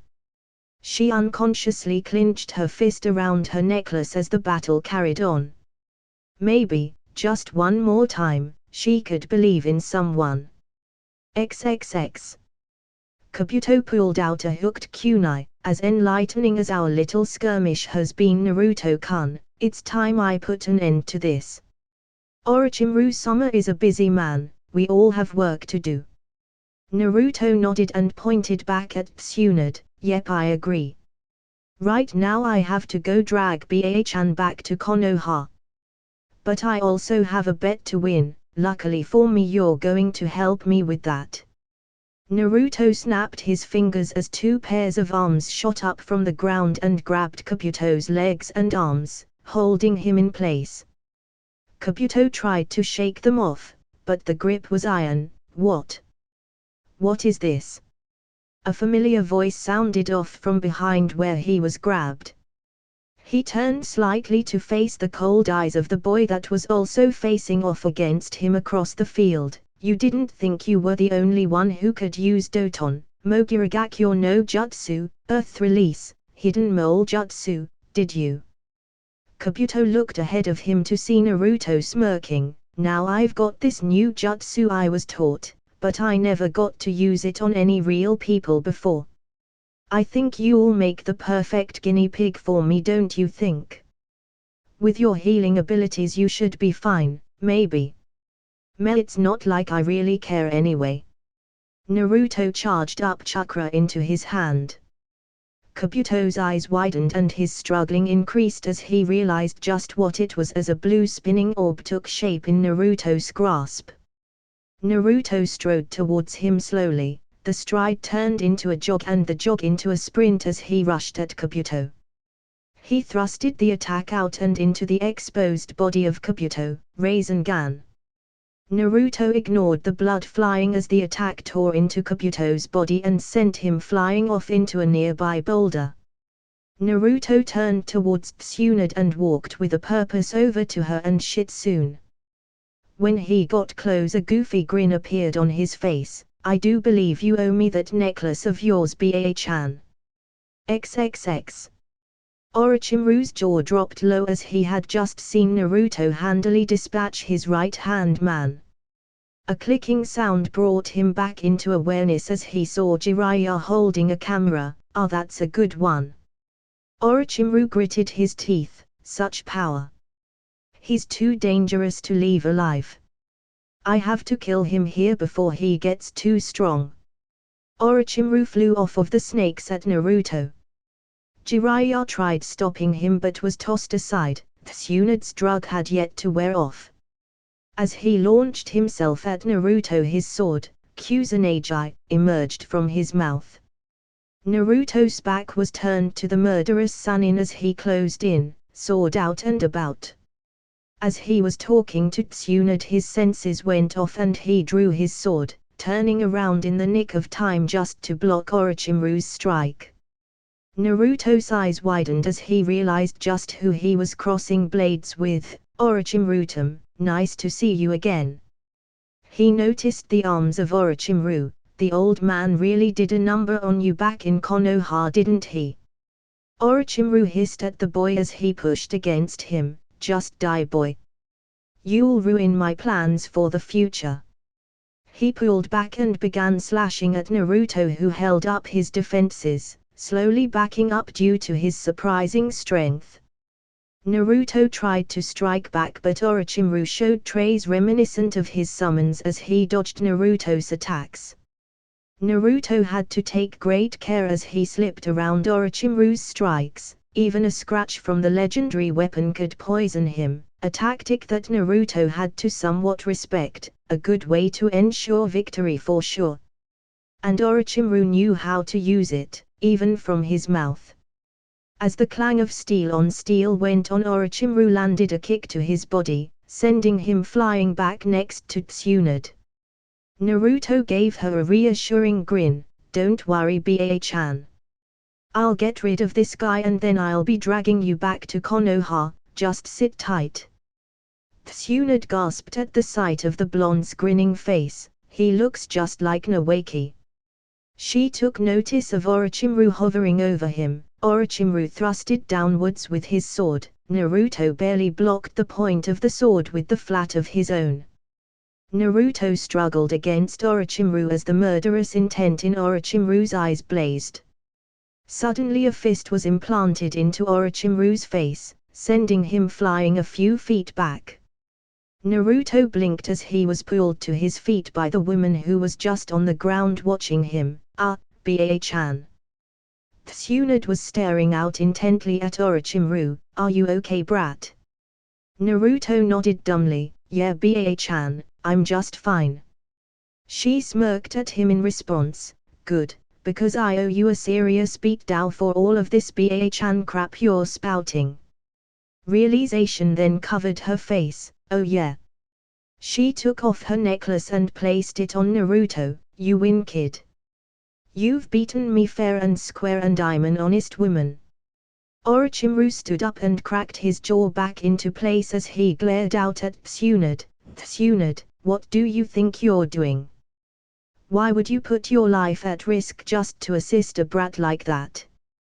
Tsunade cracked her knuckles. I would risk my life because I am Tsunade Senju, granddaughter of the Shudai Hokage, grandniece of the Nadame Hokage, and as of today I am the Godame Hokage of Konohigakure no Sato. Naruto and Shitsune appeared at her side. You tell him, Ba-chan. Now let's kick his ass and go home already. Orochimaru-sama. Kabuto landed by his side and drew more blood down Orochimaru's summon tattoo to call upon another summon. Naruto blanched as he saw Kabuto still moving. What? I ripped him apart. He should be dead. Naruto. Naruto rushed off to Jiraiya's side to summon for him. Bring out Gamabunta. Naruto nodded and summoned for him and Jiraiya. Tsunade followed suit and summoned her own boss creature. As three massive puffs of smoke went up across the landscape, the smoke cleared to reveal a massive snake, slug, and toad, all looking at one another. Gamabunta let out a puff of smoke from his pipe. Well, if it isn't Manda and Katsuyu. How long's it been since I've seen you two? Jiraiya looked down from where he and Naruto were standing on his head. Bunta, we need your help for this one. So are you in? Gamabunta let out another puff from his pipe. Sure, why not? I guess now I can finally get that snakeskin wallet I've been wanting. Naruto smirked. What would a giant toad want with a snakeskin wallet anyway? Naruto looked over at Kabuto standing on Manda next to Orochimaru. I swear that Rasengan should have killed him. I hit him dead on. I splattered his innards all over my face and everything. Jiraiya looked at Naruto momentarily. If he's anything like his master, then he's a bastard to kill. Don't worry, kid, we're settling up right now. Tsunade looked out at Orochimaru from atop Katsuyu. This is it, Orochimaru. After this there will be one less Sannin in the world. Orochimaru simply chuckled while Manda hissed under him. Orochimaru. What do you think you're doing summoning me out here? Kabuto tried to calm the massive snake down. Manda, we just. Silence, whelp. I won't bother speaking to a flunky like you. Manda turned angry eyes to the top of his head. When this is over I'll be expecting over 100 sacrifices. Orochimaru smirked. Of course. Nothing less for you, Manda. Kabuto let out a breath he didn't know he was holding. Thank goodness. If Manda knew Orochimaru-sama couldn't use jutsu, he might just eat us. Jiraiya patted Naruto on the head. All right, kid, it's deadly serious now. Stay out of things unless I say otherwise. Even if you think you see an opening, it's probably a feint. Naruto snorted and slapped Jiraiya's hand from his head. I'm aware of the level of this fight, Ero Sennin. And I'm also not stupid enough to fall for any half-assed feints. As far as I'm concerned, I'm your trump card if anything. Jiraiya looked at Naruto in a confused manner. How so, Geiki? Naruto smirked. Think about it. Orochimaru can't use his arms to use jutsu, Kabuto and Shitsune don't really have any long-range jutsu. You and I are the only ones that can fire stuff from a distance, and I can make an ungodly amount of Kichibunshin, making tons of cannon fodder / potential attackers. I'm your ace in the hole here. Jiraiya chuckled. Well, I guess that's one thing about you that didn't change, you always want to be in the fight. Naruto scratched his head. Yeah, I guess it's in my blood or something. Jiraiya patted Gamabunta on the head. Let's go, Bunta. Gamabunta drew his Tanto and rushed at Manda, who slithered away rapidly, surprising Naruto. Damn. That big-ass snake is ridiculously fast. Manda moved to Gamabunta's blind spot and attempted to bite down on him, poisonous fangs glistening in the sunlight. Gamabunta jumped aside in time to dodge the strike and hopped away. Katsuyu moved in and launched acid from her mouth at Manda. Once again showing deceptive speed, Manda slipped away and rushed Gamabunta. The boss toad lifted his sword to block Manda's bite, but with a swing of his tail he knocked the sword out of Gamabunta's webbed hands. Katsuyu launched more acid out at Manda, but he dodged before it could hit. Manda rushed over to Katsuyu and began constricting her. Tsunade noticed her boss summon in dire straits. Katsuyu, separate. The massive slug did as commanded and broke off into tons of smaller forms, disorienting Manda, who had been wrapped around her at the time. Jiraiya and Gamabunta decided to take advantage of the momentary advantage given to them. Gamabunta jumped back to gain some space while Jiraiya on his head went through hand signs. Gamabunta, give me some oil. Gamabunta spat out a glob of oil as Jiraiya held his fingers to his mouth to make a fireball. Kaiten, Game Yendan, fire release, toad oil flame boule. The massive fire stream that followed engulfed Manda, seemingly melting his figure. However, it revealed to simply be a snake skin. Manda then burst from the ground behind Gamabunta. Naruto, who had been sitting back the entire time, saw this and whipped through hand signs. Fuatan, Fuyin Saiken, Wind Release, Divine Fist of the Wind God. Naruto shot out a double-fisted punch at Manda, who recoiled with the markings of fists on his face. Manda hissed as he coiled himself up. The stinging marks still evident, little fucking brat. Jiraiya grinned at the shot Naruto had taken at the powerful summon until he blinked. Wait. Where's Tsunade? Right on cue. Tsunade flew at Manda, holding Gamabunta's Tanto, and slammed the blade through his mouth, pinning him to the ground. Naruto's eyes widened at the feat of strength. Ero Sennin. Remind me to never pull the crap that I tried when I first met Ba-chan ever again. Jiraiya patted his head. Well, first of all, calling her Ba-chan is just asking for it. Naruto scoffed. That's pushing it. If I won't stop calling you Ero Sennin, then how can she stop me from calling her Ba-chan? Super strength beat Dao be damned. Tsunade ran up Manda's body and began pummeling Orochimaru while Kabuto's attention was held by Shitsune. Naruto's sweat dropped at the sight of the snake Sannin taking such a beating. Why, you think we should jump in or something? Jiraiya had his telescope out with a stupid grin on his face. Nah. Tsunade's got it, kid. Naruto's eye twitched as the fight persisted. No, I mean for Orochimaru. His facial structure has to be liquidated by now.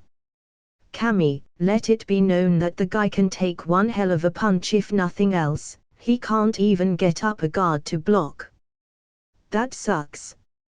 Tsunade sent him flying with one last massive shot. Kabuto rushed to his side and picked him up. Orochimaru glared out at Tsunade. Damn you, Tsunade, my plans have failed for now. Do not think this is over. There is still another way to heal my arms, and the next time, I'll kill you both. With that being said, he and Kabuto sunk into the earth to make their escape. Naruto, Jiraiya, and Shitsune appeared next to her as all of the summons had long since dispersed. Jiraiya slapped Naruto on the shoulder. Good job, brat. A high-level fight like this is over and you aren't an ugly red smudge on the landscape. Naruto sighed and rolled his shoulder. No respect. I don't get no respect at all. Shitsune smiled and kissed him on the cheek. I respect you, Naruto-kun. Naruto chuckled in disbelief and shook his head with a slight smile on his face, and that somehow made this day of bullshit somewhat worth it. Thank you, Shitsune-chan. Tsunade smirked as she walked over to Naruto. Well then, brat. You won the bet, got the necklace, and now we're going back to Konoha. What are we going to do now? Naruto stood still in thought for a moment before turning on his heel and heading back to town. He waved over his shoulder as he walked away. We just got through fighting Orochimaru and I've been training non-stop for about a week. I'm going to go sleep like the dead. You guys can go do whatever the hell you want. The amassed adults had a chuckle as they heard Naruto grumbling about Kabuto's blood being all in his clothes. Tsunade shook her head at his retreating figure. He's going to be a fine man one day. And perhaps a fine Hokage too. Jiraiya put a hand on her shoulder. You don't know the half of it. A lecherous grin came upon his face. Now that that's all done, a woman like you can't be seen in clothes with blood all over them. That's a travesty. It should be a dress or nothing. Luckily for you, I happen to have no dress back in my room. Naruto could only shake his head as the sounds of a solid thwack followed by Jiraiya flying overhead towards town rang out. And that's the ending of this part, everyone. Hope you like the video. Like, share and subscribe the channel, and also tell me your recommendation in the comment section down below. Thanks for watching.